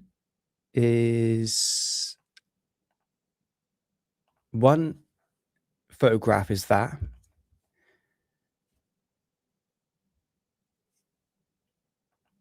And the other photograph is that. But no one shows you the full photograph of the man, what you're seeing here, holding the top of the flying saucer. But believe it or not, I have it. You will not find this on the internet. I have put this through reverse search, image search. I've put it through ChatGPT. I put it through Grok. I have no idea where I got this from. It must have been a number of years ago. But again, could this be built out of like 2x4s or something like that? It could easily be done, I would imagine. But the graininess of the photograph doesn't really help. Bear in mind, I do like the little bit of the touches of the. You could just see the. I presume the landscape in the background there, but is the old-fashioned car in the background, well, behind the saucer, on a tripod. And it actually did mention that the fact that some of these flying saucers didn't actually have any landing gears, which in terms of a technical feat for the Germans, you would have thought it would have implied that into their drawings. But nevertheless, it's one of a kind photograph. You will not see that. It's a bit like that. Cock and balls, mate. That's a chem right there, but it looks like a penis. But going back to that, I'm telling you now, you ain't going to find that on the internet. Trust me. I don't know where I got the photograph from. Absolutely no idea. But yeah, that's it. You see the two photographs of the flying saucer and the man there, but not all in one photograph. I might be wrong. But like I said, my folders that I have, what I've collected over, well, since 2007, looking into this, trying to gather as much photographs, as much publications that I can. But yeah, no idea. But there you go. The RFC, that is the RFZ2, I believe, with no landing gear. Anyway, right. I tell you what, let's bring up another one.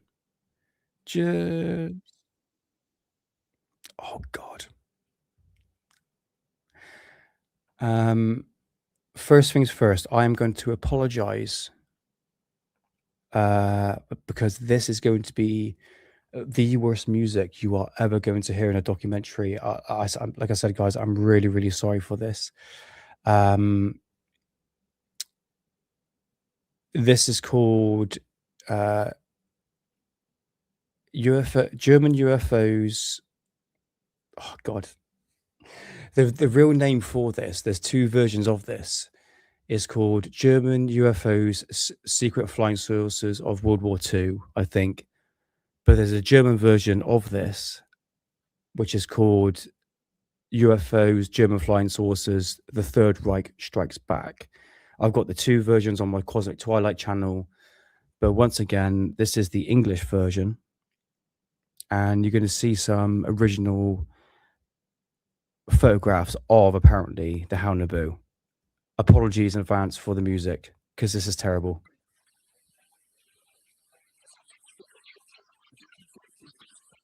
There you go. Haunebu.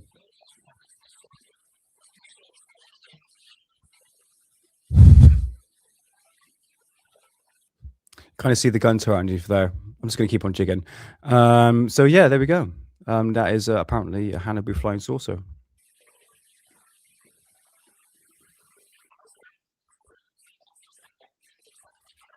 You're welcome.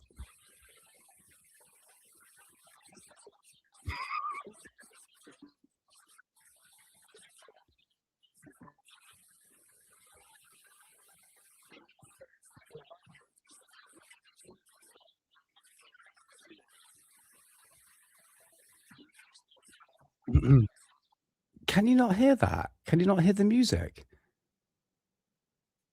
Yeah, the music's play. Oh, John, come on. I'm jigging, man.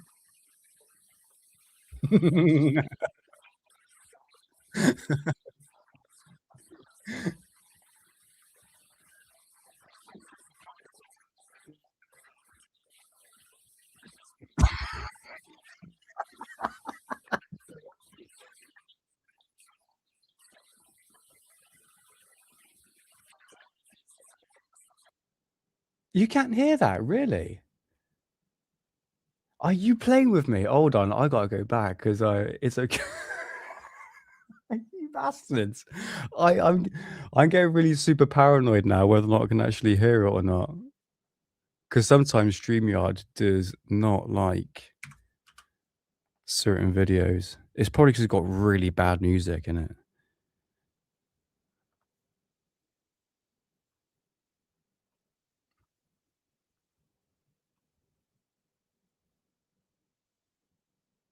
Oh yeah, you can't hear it. What the hell? Let me come out. That's weird. Yeah, it's going like, but you can't hear anything. Right. Okay. Yeah, it sounded distorted, didn't it? Okay, 2 seconds, guys. I'll tell you what, don't worry about that.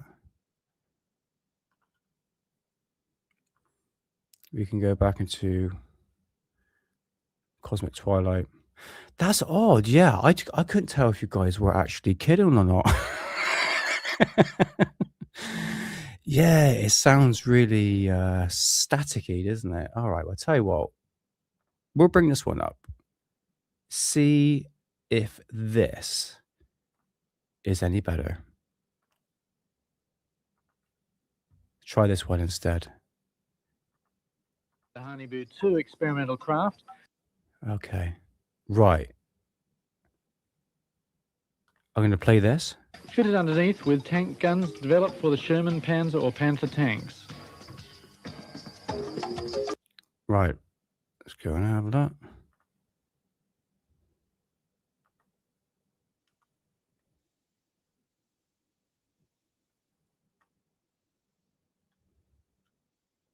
I'm just checking.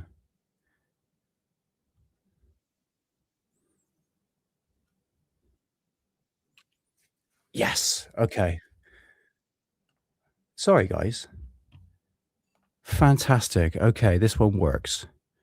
Don't know what happened to that last video. No idea. But once again, I'm going to apologize for the tremendous music. Okay, Victor Schauberger, don't have to do with that. Okay. Right, this is where I want to concentrate on. Okay, so remember that original document that I showed you? This is where it comes from.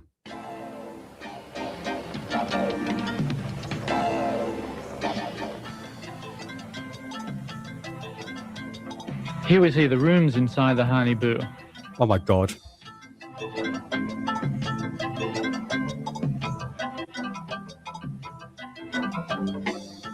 From these drawings, we can imagine what it would have looked like inside a German flying saucer. There's me.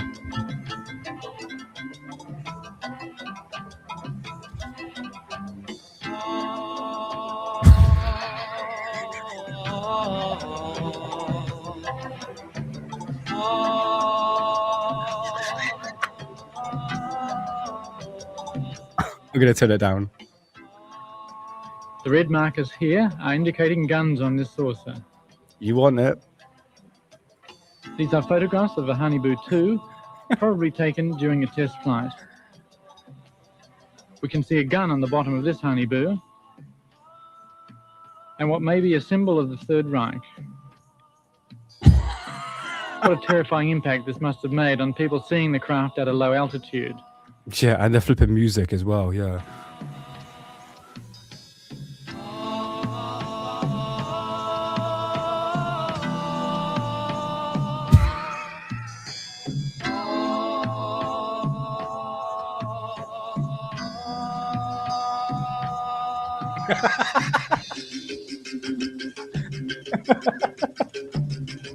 This is a tank gun on the bottom of a Haunebu.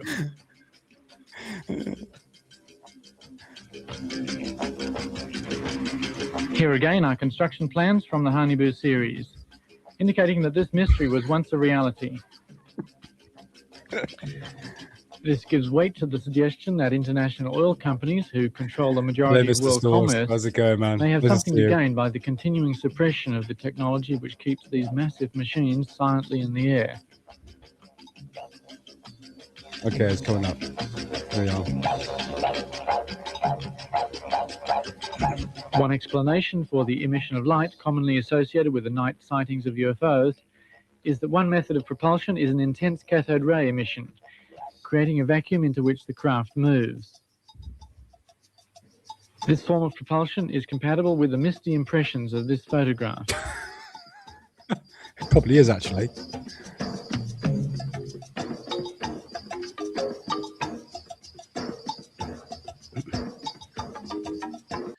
It just makes me want to play Crash Bandicoot.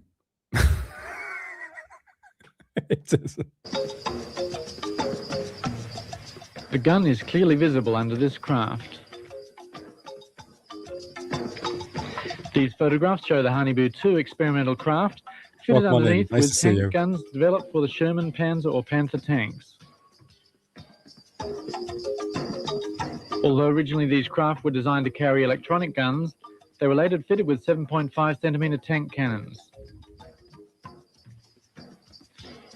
The weight of the cannon would not have been a problem on the Haunebu craft, which weighed almost 100 tons anyway, because the tachyon and electrogravitation engine generated its own gravitational field.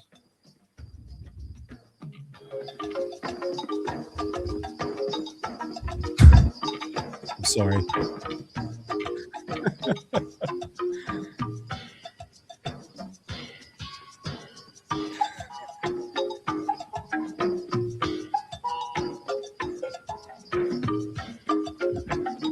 I mean, just like, who would have thought to put this kind of music in this documentary?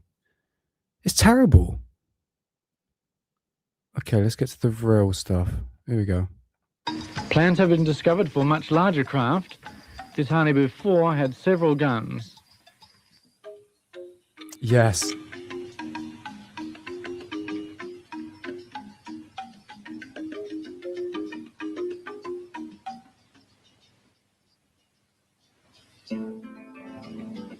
Oh God.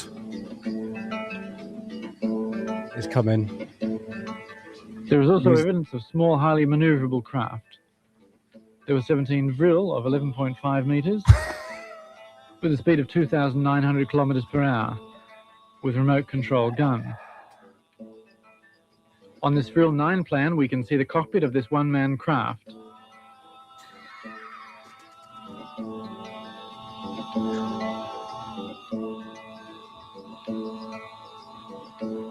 These are low-altitude test flight photos.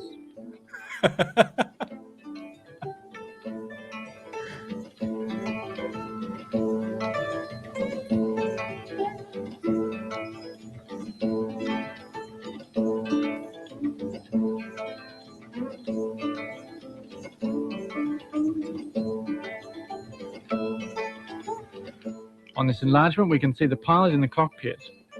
Oh, yeah, sorry. UFO information is also available from the Huygens Society. Next, our translator comments on some newspaper clippings.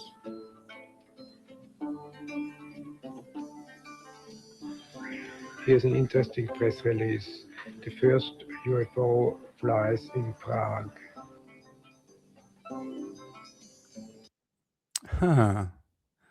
That looks familiar. Hold on. That looks very familiar.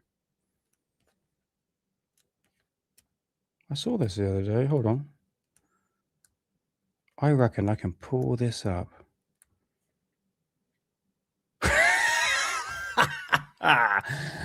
Well. Check this out. See that thing on the screen? Where is it to? Where are you to? Look. There it is. Same thing. Can you see it there? It's just those two bottom photographs. Yeah, that's where I got the information from. I can't see. There we go. Yeah. Taken from this book. I thought I recognized it from somewhere.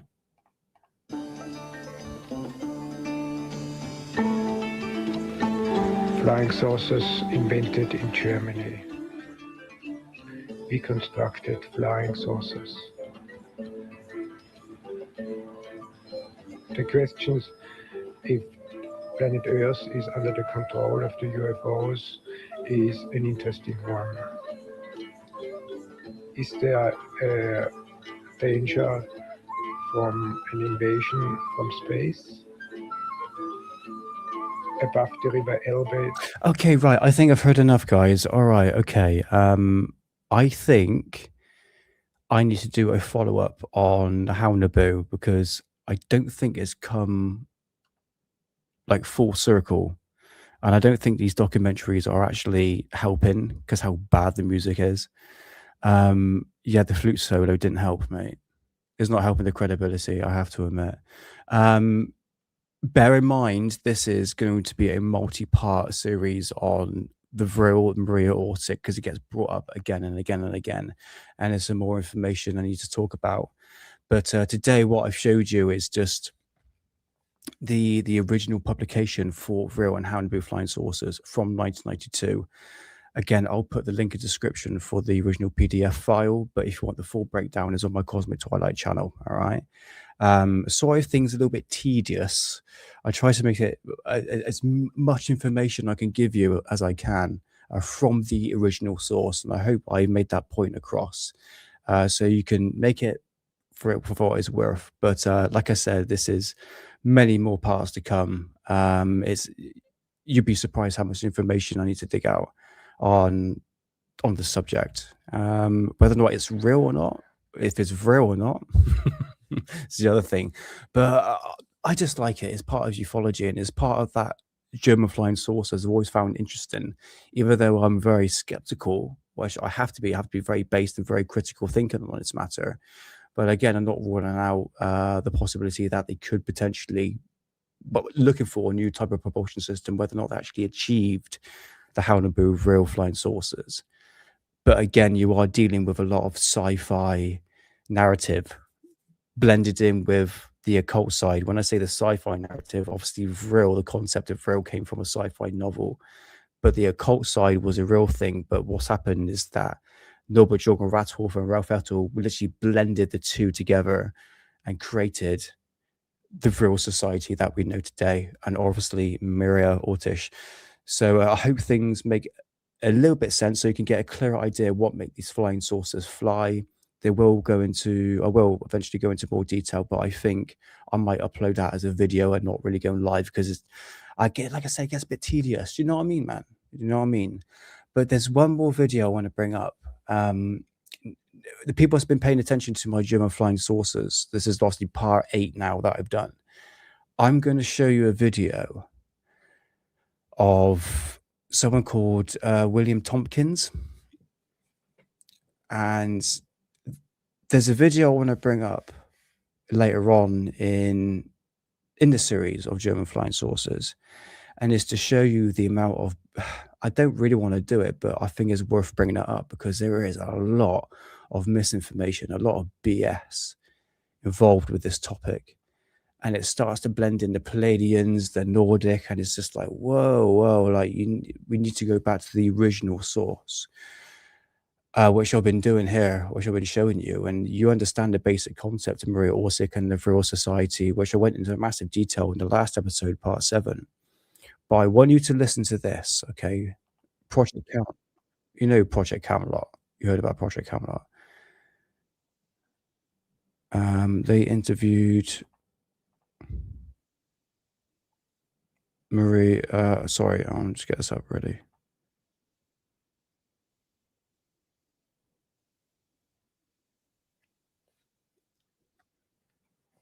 Right, I'm probably going to get hit for this, but anyway, I can always delete it if needs to be. I know people were a bit funny with Project Camelot, but in one way, it's just to sort of prove my point that the fact that you do get people that insert themselves into any topic of ufology and just swindle the information that's already out there, and then this information just gets expanded into the internet and it just gets regurgitated by the UFO community when no one's really fact checking where the information is coming from. I mean, with the research that I do, I always ask myself, where is the information coming from? Who's giving this information? Why am I receiving this information? I mean, why is a bit difficult, but who, what, where, why? I think that's very important to find out. I'd be very critical of what information you're coming across. Are we dealing with trust me bros? Are we dealing with second to third with hand witness testimony? Is there any evidence to back up what these people are saying? And I think, well, I know William Tompkins is just one of these people that just, I just smell BS coming from this guy. But I want you just to listen to his story and see whether or not what you've learned so far in the last couple of parts of German flying saucers, well, the Vril Society, Maria Orsic, and see what William Tompkins is saying. And I'm not bashing. I don't know bash. I don't know that sort of person, even though we kind of do a little bit. No, we do that, but anyway. With some questions, and I won't be able to answer. So I think the easiest way to just start this is to go back to 1942.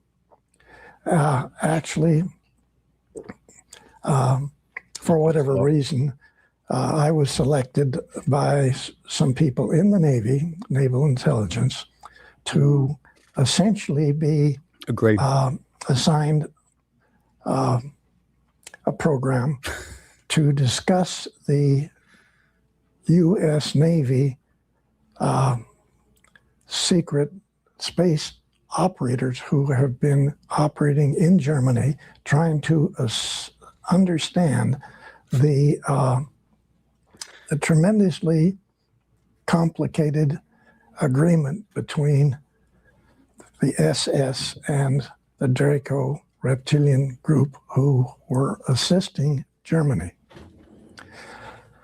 So this had actually gotten started much earlier with a very lovely young lady in Germany who was contacted by Nordic people to essentially get her friends to develop the necessary requirements to build a large space transport, get their friends and the family to join into this, and essentially leave the planet and go to another star's planetary system. And this is Maria Orsic. That's correct. Wow. Just, I need to go back just to so you can get the full grasp of that. Where did you hear Nordics in the last episode? The necessary requirements to build between the SS and the Draco reptilian group who were assisting Germany. So this had actually gotten started much earlier with a very lovely young lady in Germany who was contacted by Nordic people to essentially get her friends to develop. Well, first, so she was contacted by Nordic people. No, she was part of the Vril Society, which was an actual, according to the publication, a real registered organization.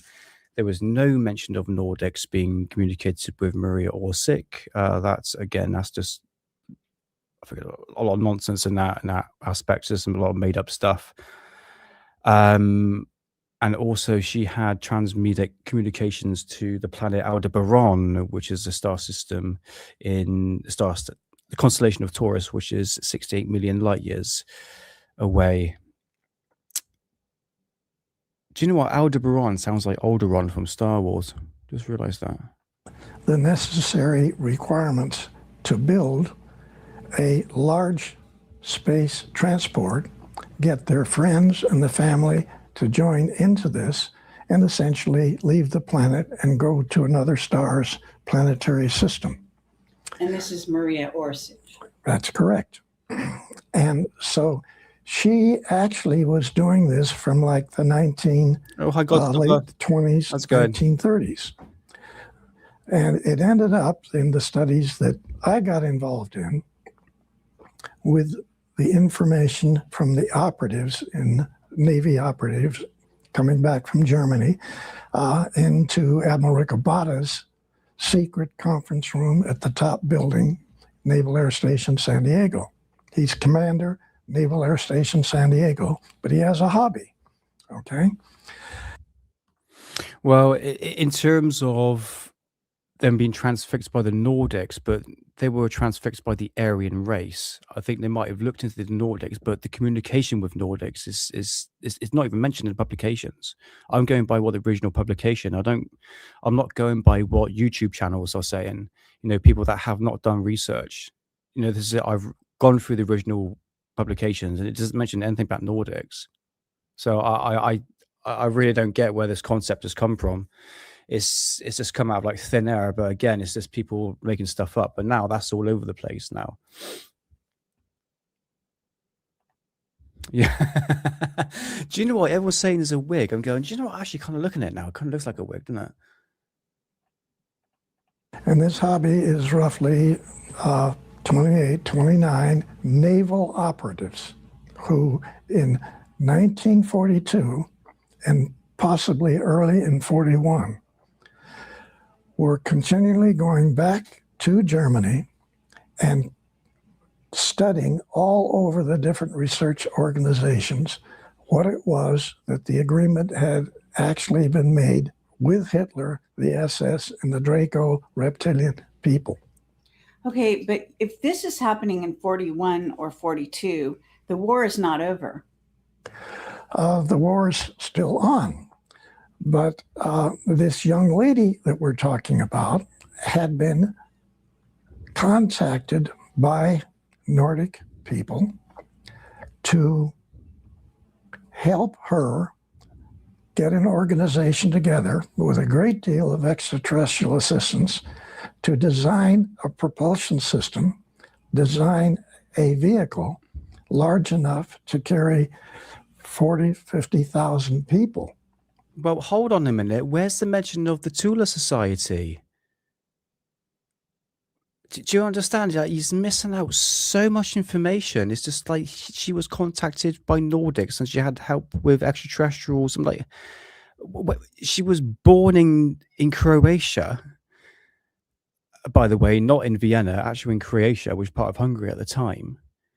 And you've seen her history through the publications. Where has this Nordic stuff come from? Get in. You understand my point of view. It's just like the guy has no idea what he's talking about. In this vehicle and leave the planet. Now, the SS was not aware of this. When they found out about this, they took over a group of 1,442 people, which included scientists, it included shoe salesmen, it included farmers, it included top research technicians. All these people were contacted by the Nordic extraterrestrials to assist people in Germany to get a vehicle built. So now we have a whole lot of civilians, nothing to do with the military, and with absolutely no desire to have the military involved in this extraterrestrial event. Okay?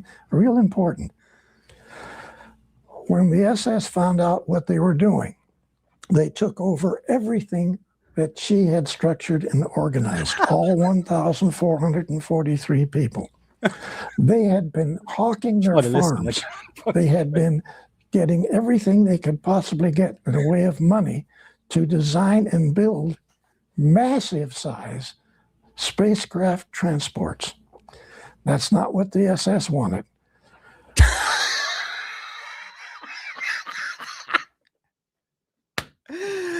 You've got Michael Schratt there. Oh, the poor bastard. Oh, he's there like, what the hell are you talking about? If you listen to the full interview, Kerry Cassidy catches this guy out like, she starts laughing at one point going, this is a bloody movie. This is a script. Like, surely you're making this stuff up. It's so outlandish. But yeah, look at Michael Schratt, an actual proper researcher into aviation to find out what the military is actually building in terms of like the Aurora advanced propulsion systems. And he's got to sit here and listen to this. So they took over this facility and they jumped in and grabbed everything.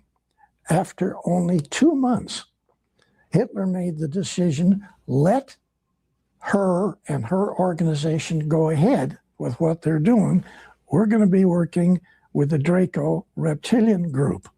So now we have 2 groups that we can get, and we can cut into them anytime we want. We can take it over again anytime that it was necessary.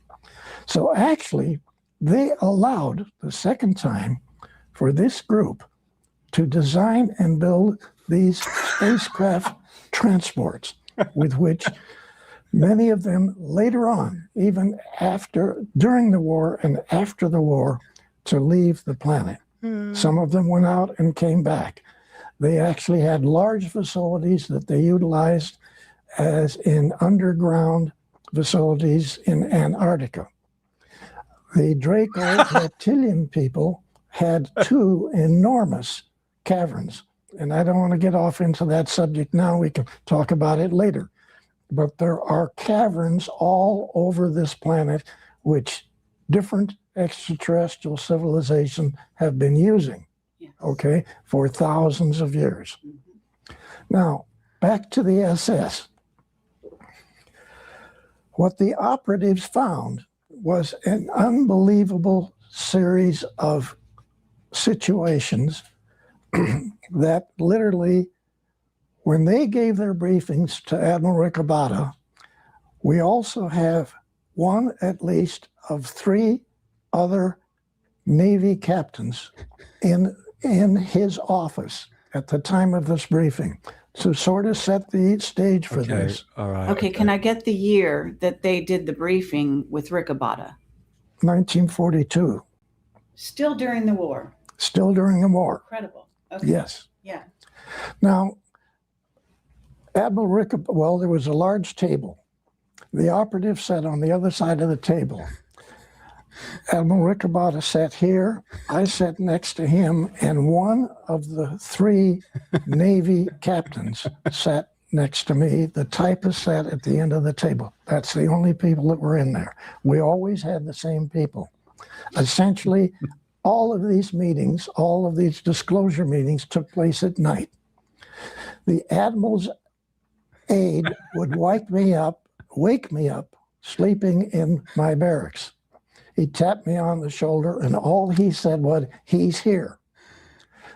He escorted me across the facility over to this tall building, which is the command center at Naval Air Station San Diego.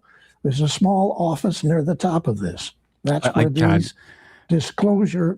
Okay, right. If you want to go watch this, go check it. I'll put it in description in the video, because this is just knowing the history of Vril, Maria Orsic, and then you listen to this, you go, where are you getting information from, brother? William Tompkins, yes. Now I've more convinced that he's wearing a wig than this whole German flying saucer stuff, because yeah. But anyway, let's move out of that, because I don't think I can. Jesus Christ, yeah. Oh mate, some of the comments in there are banging, absolutely banging. Yeah, have I got anything else in terms of German flying saucers? I think that's it. I think I've bombarded you with enough stuff in terms of that. Yeah. Okay, cool. Right, okay.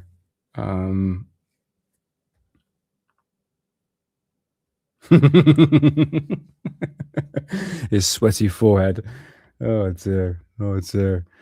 Right, let's think. What have I got here? I can show. Or bring my notes up. Bring it to the top. Okay, cool. Right.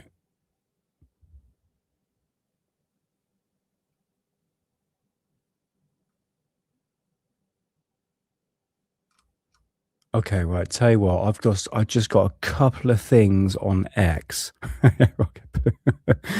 A couple of things on X, and then going to bring up my UFO VHS collections I've got here. So I think, in terms of German flying saucers, I think that might be it, actually. But nevertheless, I've got a couple of more things just to show you guys. Right. Okay, fantastic. Let's bring this up a bit bigger. So Hidden Underbelly, he started to upload his videos on X, and he's saying 6 videos from Arrow released this month. I think we've seen these, but let's just go through it anyway. Arrow, once again, I won't trust them as far as I can throw them, because what they've been showing us so far, they've blanked everything out, so that's great, fantastic, nothing to hide there. But yet you're showing a UFO sighting. Okay, so what exactly are we seeing here?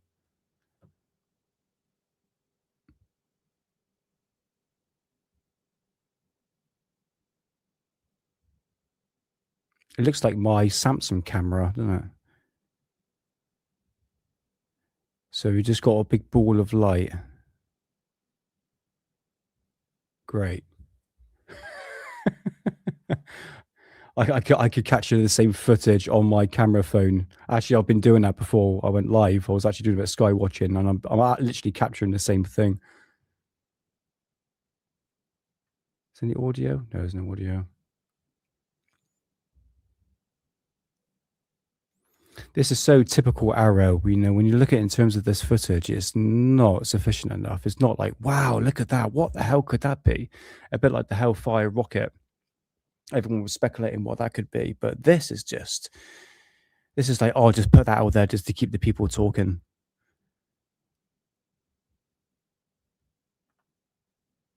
Yeah. It's kind of getting boring now, to be honest with you guys. It's just...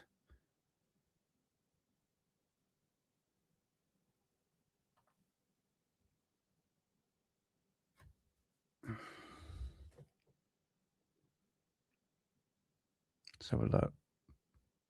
I haven't seen this video, by the way, so apologies if it's not that great footage to see, but what do you expect is from Arrow? Skip ahead slightly.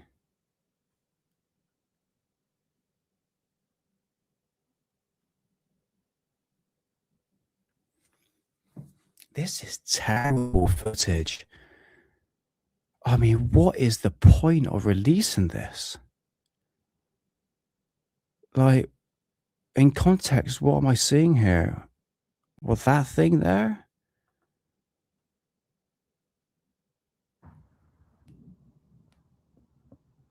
Yeah, it looks like birds to me. I think we said that, didn't they? Yeah, they look like birds. You can see it flickering. Yeah, this footage here. Did they say what it was? Unresolved UAP. I just...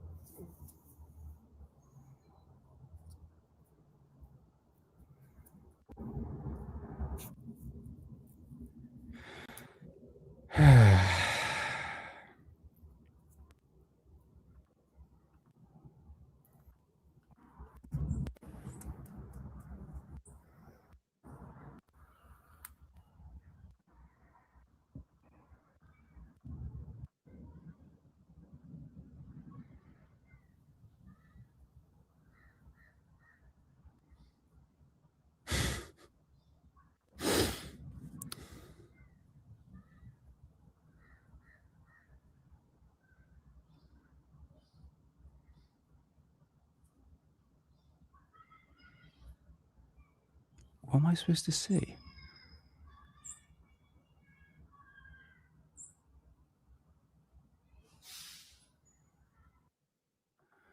Wow, that was the most uneventful event of the year. I'm so sorry, guys. I had to show you that. Flipping dots in the sky. Oh man, I just... Oh God, it's so like...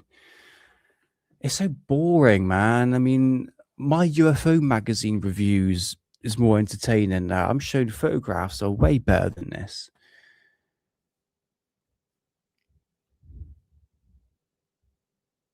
Blurry McFocusy. Yeah, blurry McFocusy. Yeah, I just... What was the point of releasing that? Like, literally, what was the actual point? Is it to drive... I mean, clicks and views? I mean, what's that? Or for Arrow? So they want to keep staying relevant? Terrible. Absolutely terrible. I tell you what's pretty good. Check this out. I think I might have shown this before.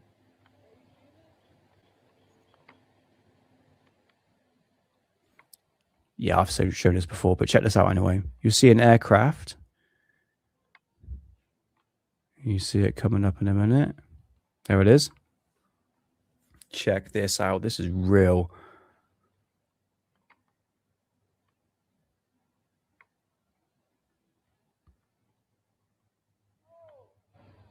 Boop.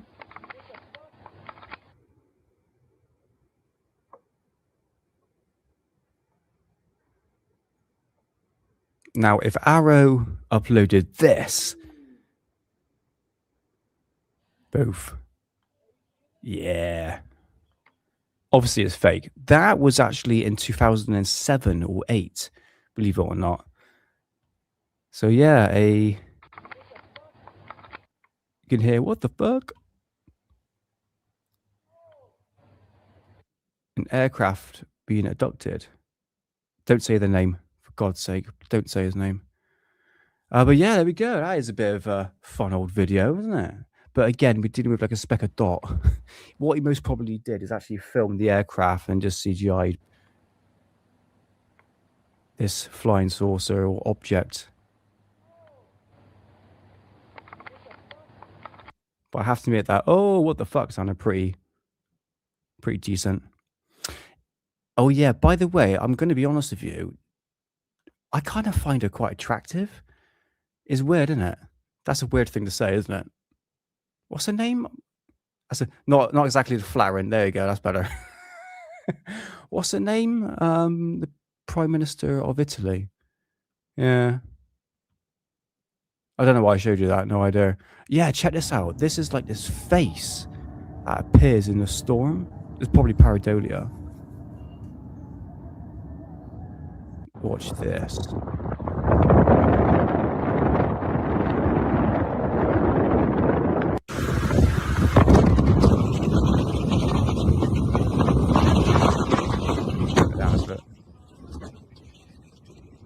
Now, if I saw that, I would be like, oh my God.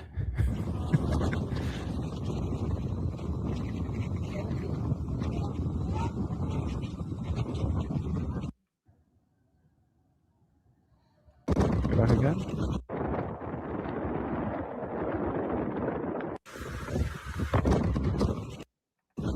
Yeah, it kind of looks like, I tell you what, it looks like Groot, doesn't it?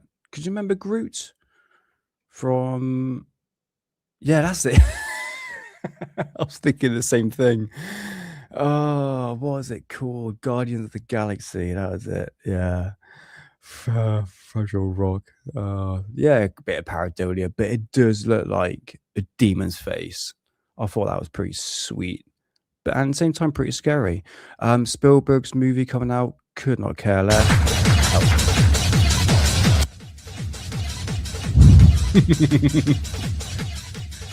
Wee!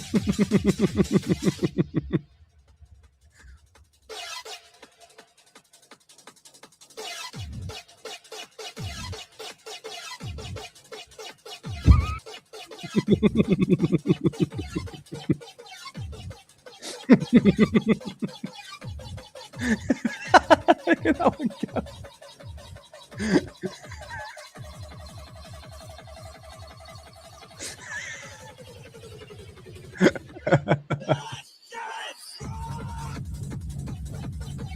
Welcome to the hand. I'm sorry, it's just funny. Oh, what is this? How many little guys can tiny little generator? Oh, that's hilarious. Oh, but at least they're getting exercise anyway. Oh, dare I? Do you think Sophia's not in chat, so we can get away with this one. Sophia, if you're watching, do apologize. Do you think the Trump administration, Donald Trump, is thinking about disclosure? Well, I hear what you hear and everybody else, that he's contemplating it, that he's been told about it. But I also want to be realistic here. Yes, there's a tremendous opportunity here for our president to be the first sitting president to say, yes, this is real and this is a problem. But there's also a tremendous amount of risk, because if it... This is it with Lou. There's always a problem. I mean, there's always this threat narrative, isn't it? That's being pushed. It's always a threat. I understand unknown objects in the sky is deemed a national security threat. It's been 80 years since they've been looking into this. Nearly like going up to like 90 years, all the way back since World War II. And you're telling me they don't know what these things are? Oh, please, they know what they are. Of course they do. Turns out that there is some sort of foreign adversarial involvement behind this. There's some... I mean, just think logistics. You know, the military is seeing something that they can't explain. Of course, they're going to look into it. I'm not going to tell the public. We all know that. We all know that by now. But again, like I said, it's been 80 years, a long time. They've sussed us out. They've probably found ways to actually take down these objects. They're not going to tell you about that. Remember, it's a big club and you're not in it. Sort of new type of stealth reconnaissance capability, let's say that country X developed or something like that. And we go out on a limb and say that I've seen these those, things yeah. are all because of this, and it turns out they're actually because of that, then that's a risk as well, and that can actually be used to discredit you and to hurt your efforts. So the president, all presidents, have to be, and this is why they have so many advisors, they have to weigh the pros and cons of what they say publicly. Now, this particular president, I think most people can agree, whether you agree with his politics or not, he is not afraid to say what he feels. And so from that perspective, I think it's very refreshing. I think all presidents should say how they feel. The question is, what does he actually feel about this topic? Sometimes when he's been asked in the past, he has said, I personally don't believe it. I don't think there's much to see there. Hi, Other Maria. times he's turned around Nice and to said, see you. actually, you know what? I've received some briefings. Pretty interesting. We should take it Yeah. seriously. Hope you're doing well, Maria. Nice to see you. Did you call you Sophia then? To apologize. Hope you're doing well. But yeah, you're absolutely right. Absolutely.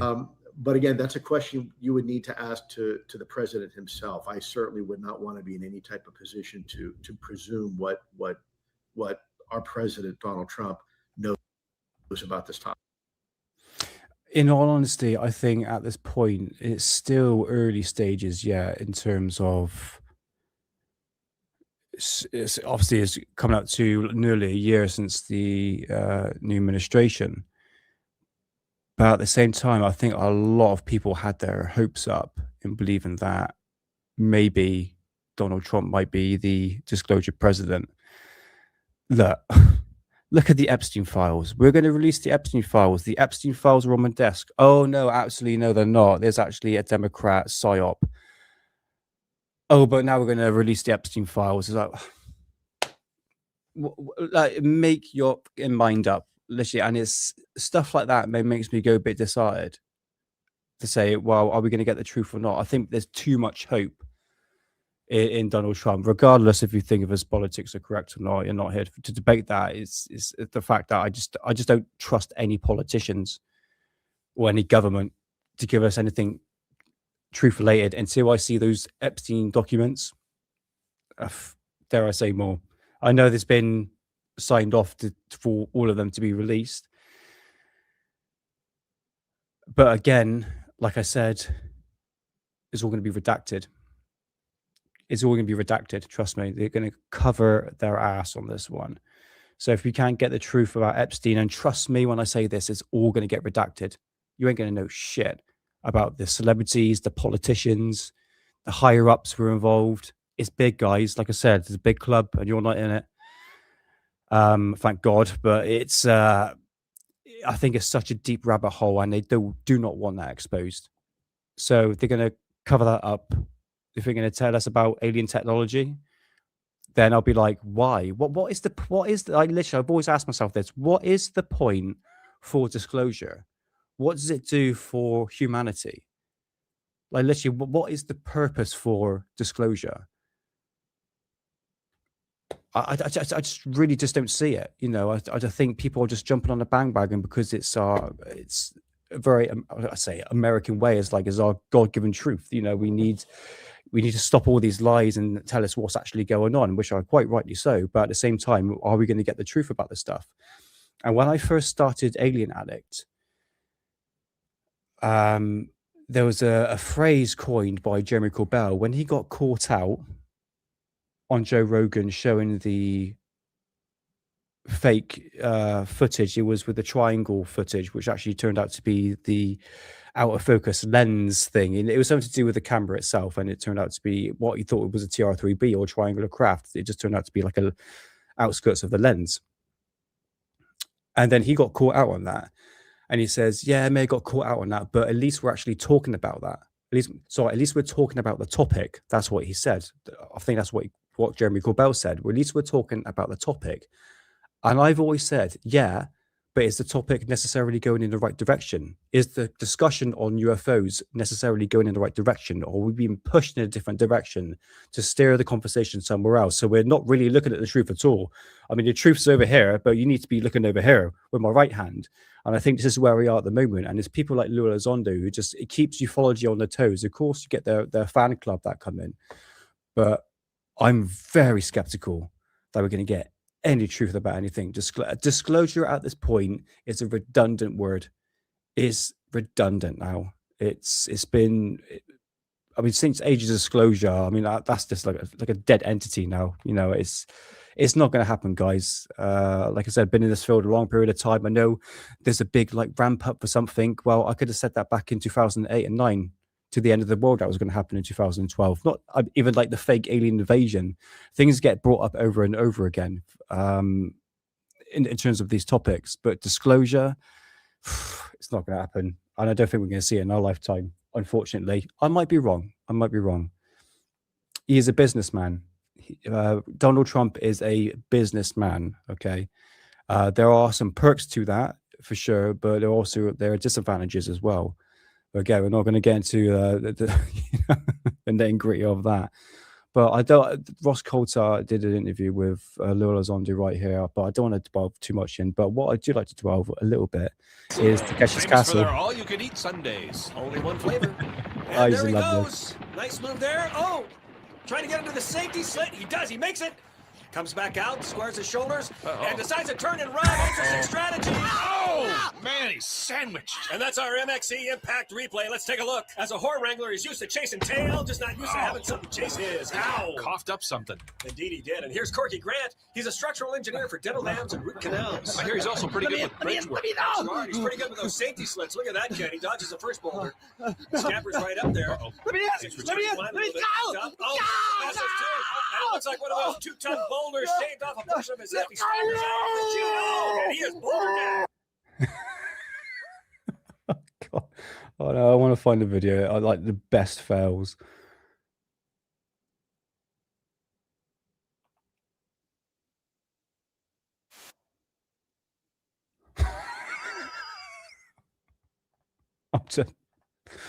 So, and remember Takeshi's Castle? Oh, it's brilliant, mate. Here we are. It's a knock. Why do they go head first?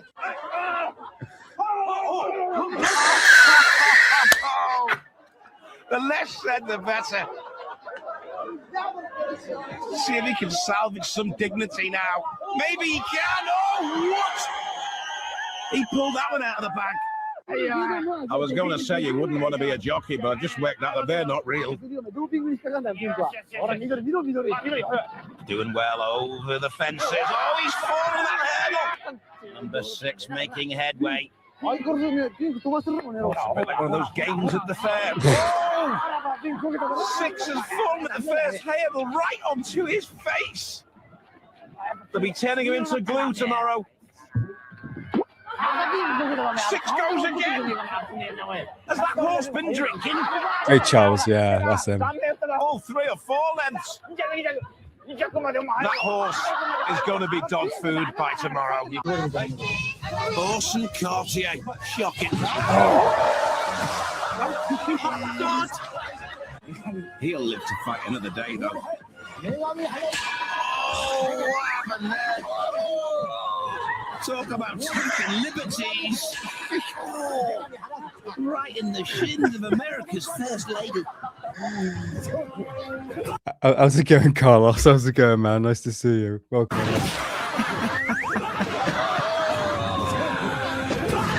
Trouble with the shark is it always wants to go in the water. Better special effects there than a lot of Japanese films. Gotta be happy. Oh dear! Oh dear! Will he come back up to the surface? Yes, there he is. All right, lad. All right. Calm down. All right, that's enough of that. A bit Takeshi's Castle. Sorry, I just always find that funny. Oh, mate, I've got to go back on X. Hold on. Is there anything else I need to bring up? Just double check. No, I think that's everything. Right, okay. Just to finish off, Carlos, hope you're doing well, man. Welcome into the stream. Hope you're doing all right. Oh, that's cool, man. It's all good, all good. But yeah, I definitely felt that one. Yeah. Right, I tell you what, just to where is it to? Where am I to? Friday show.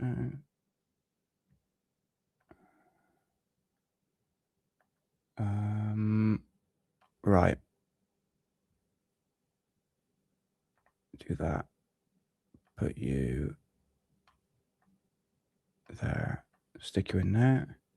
Okay. Sorry, guys.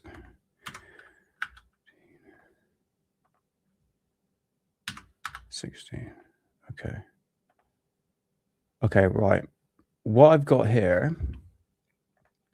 Someone asked me about my it was Jamin Music Man asked me a question. He probably left chat now, but Jamin, if you pop back, this is for you, mate. He asked me, do I collect any DVDs or Blu-rays on UFOs? And I said, unfortunately, I don't, but I do collect VHS tapes. So this is my collection so far. There's that word we can't say. So yeah, what I'm planning to do is I'm going to convert all these into digital. All right. I'm a big fan of the Balloon Fiesta, so you might see a few of the videotapes on that.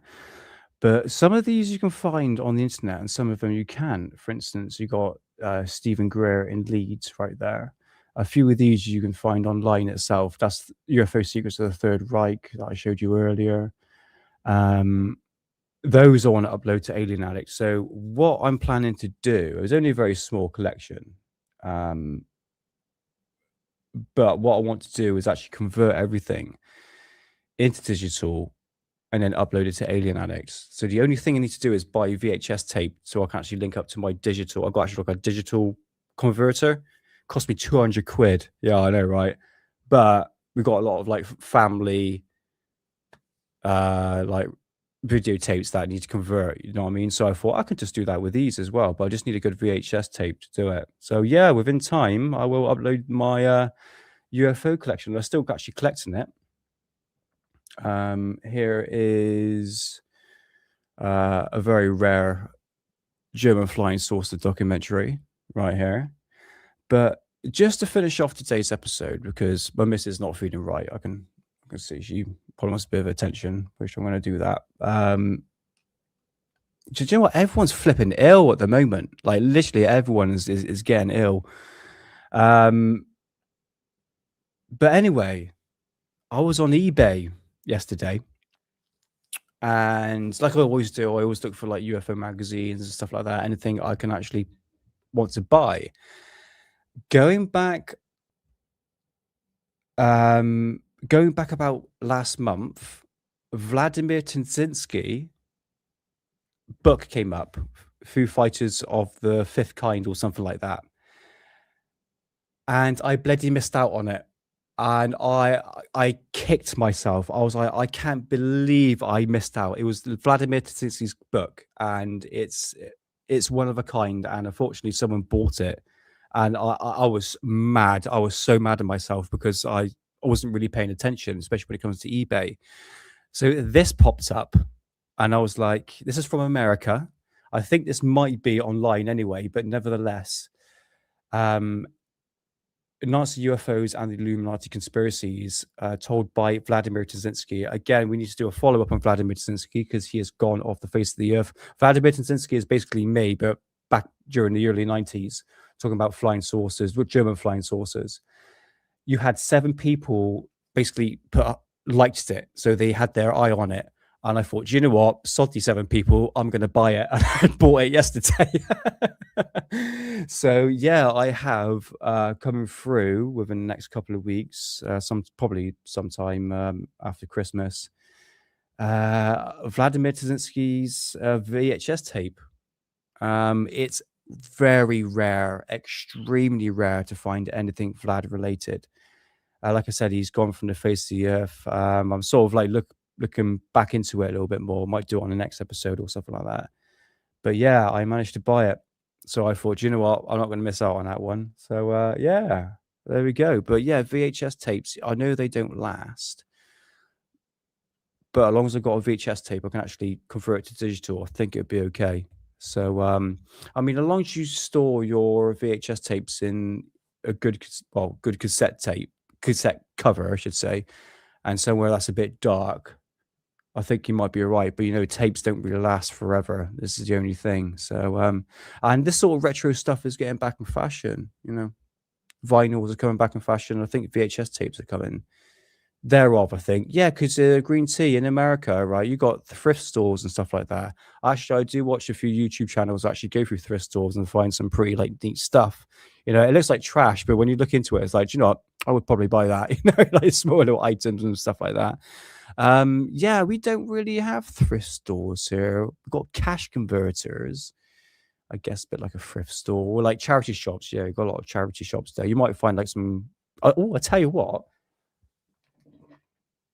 Back in my old place, back in Clipchamp, we used to look through charity shops, green tea, and I like photography. I love like landscape photography. I mean, photography in general. And I bought this.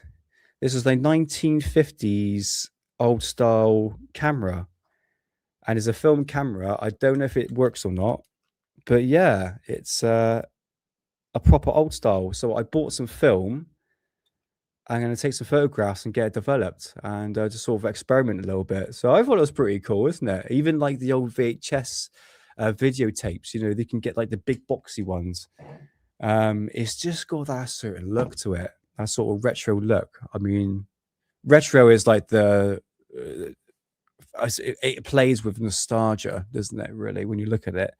I think it's a very warm feeling, isn't it, when it comes to nostalgia? It reminds us of a much more better time, which is kind of funny, you know, when you see like these videos that pop up on YouTube and it shows you like, for instance, adverts from 70s, 80s or 90s, and it plucks your memory. It's like, oh God, I can remember that. And it just reminds you back of a much more peaceful time. Yeah, I still go for those sort of feelings. It's very warm feeling, isn't it? Very that's all part of nostalgia. Yeah, even like car boot sales as well. Yeah, I think it's more or less like spring sort of season. You'll find some gold mines. It's like like people sell PS1 games and they have absolutely no idea how much worth it cost. But again, you find these hidden gems somewhere. Depends on what you're looking for, really. So, yeah. I think that's it, guys. I think I can just play some more Takeshi's Castle, but I think I might get it. I got a funny feeling. But anyway, I think that is everything. Yes. Brilliant. Fantastic. Okie dokie. Right, guys. I'm going to finish up 2.5 hours. I think that's a good time to stop the show. I'm going to let you carry on, enjoy your evening. And people in America, you've got a bit of time to go as well. In the US, they sell about anything as long as it's illegal. Oh, right, illegal to own. Okay. Oh, fair enough. Even guns as well. I don't know. Like, it's garage sale. Is it garage sales in America? We call it car boot sales in England. Yeah, but no, I appreciate it, guys. Thank you so much for coming in. I hope things well, I think it's a bit more complicated. Oh, it's 5:35 in America. Oh, okay. It is 25 to 12 in the evening. And yeah, I think it's a good time for me to end the show, to be honest with you. Honestly, I'm not feeling that great. I'm going to be honest with you. I mean, 12 Feet Tall said I sound like shit on Hidden Show. And I really did. I sound so bunged up. But yeah, guys, come say goodbyes now. And yes, garage sales, that's it. Yeah, we call them car boot sales here. Yeah. So yeah, come say goodbyes now, guys. And what I'm going to do, I'll catch you on Tuesday for the final part of Where You To, your cock and balls. Is that there? Oh, no. Right, so on Tuesday, we'll be finishing off part 3 of this magazine from 1997, December of 1997. And I think we'll be finished off with some Virginia case and stuff like that. It's just a few more pages to go through. And we'll move on to our next magazine. I think I'm going to go to the 80s next, I think, for December. I believe I've got one lined up for you guys. So, yeah, come check me out on Tuesday at 8 o'clock GMT time. And yeah, good times will be had by all. So, guys, thank you so much for being in chat. It's much appreciated. I hope things make sense. I'm sorry if it dragged a bit, but don't worry. Next week, we'll continue with our up-to-date sort of stuff. It won't drag on like it normally was. I'll interact with you. We'll have some fun stuff to talk about. All right. So Sadie, thank you so much. Much appreciated. And yeah, I hope you have a good weekend. And Chameleon, Community K, thank you so much. Rotary Matrix, brother, thank you. Science Evidence Fringe, brother, thank you so much. Green Tea, darling, thank you. I hope you don't mind me calling you darling. Sorry, that's a British thing of me, but much appreciated.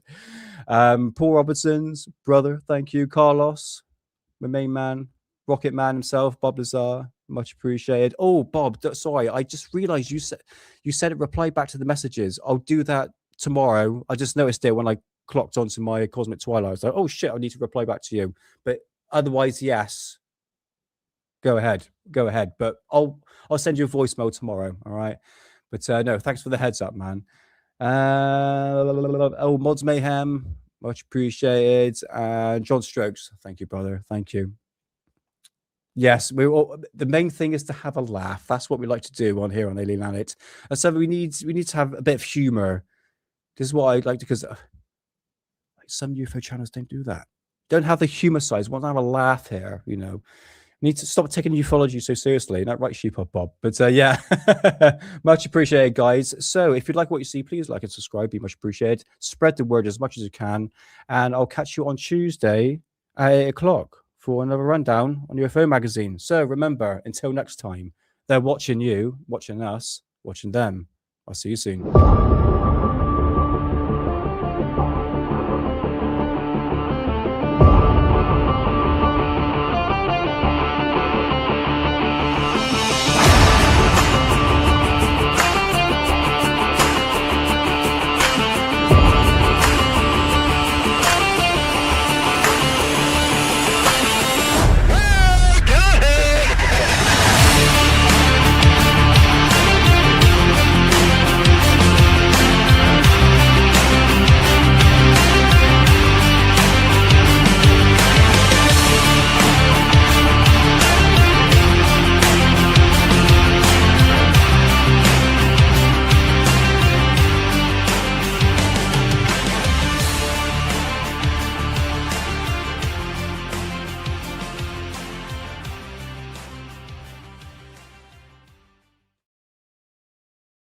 Just finished watching the X-Files, the whole 11 series. Yeah, it's not too bad, actually. New series, yeah, hit and miss, but enjoyed it nevertheless. So, catch you Tuesday, guys. Have a good weekend.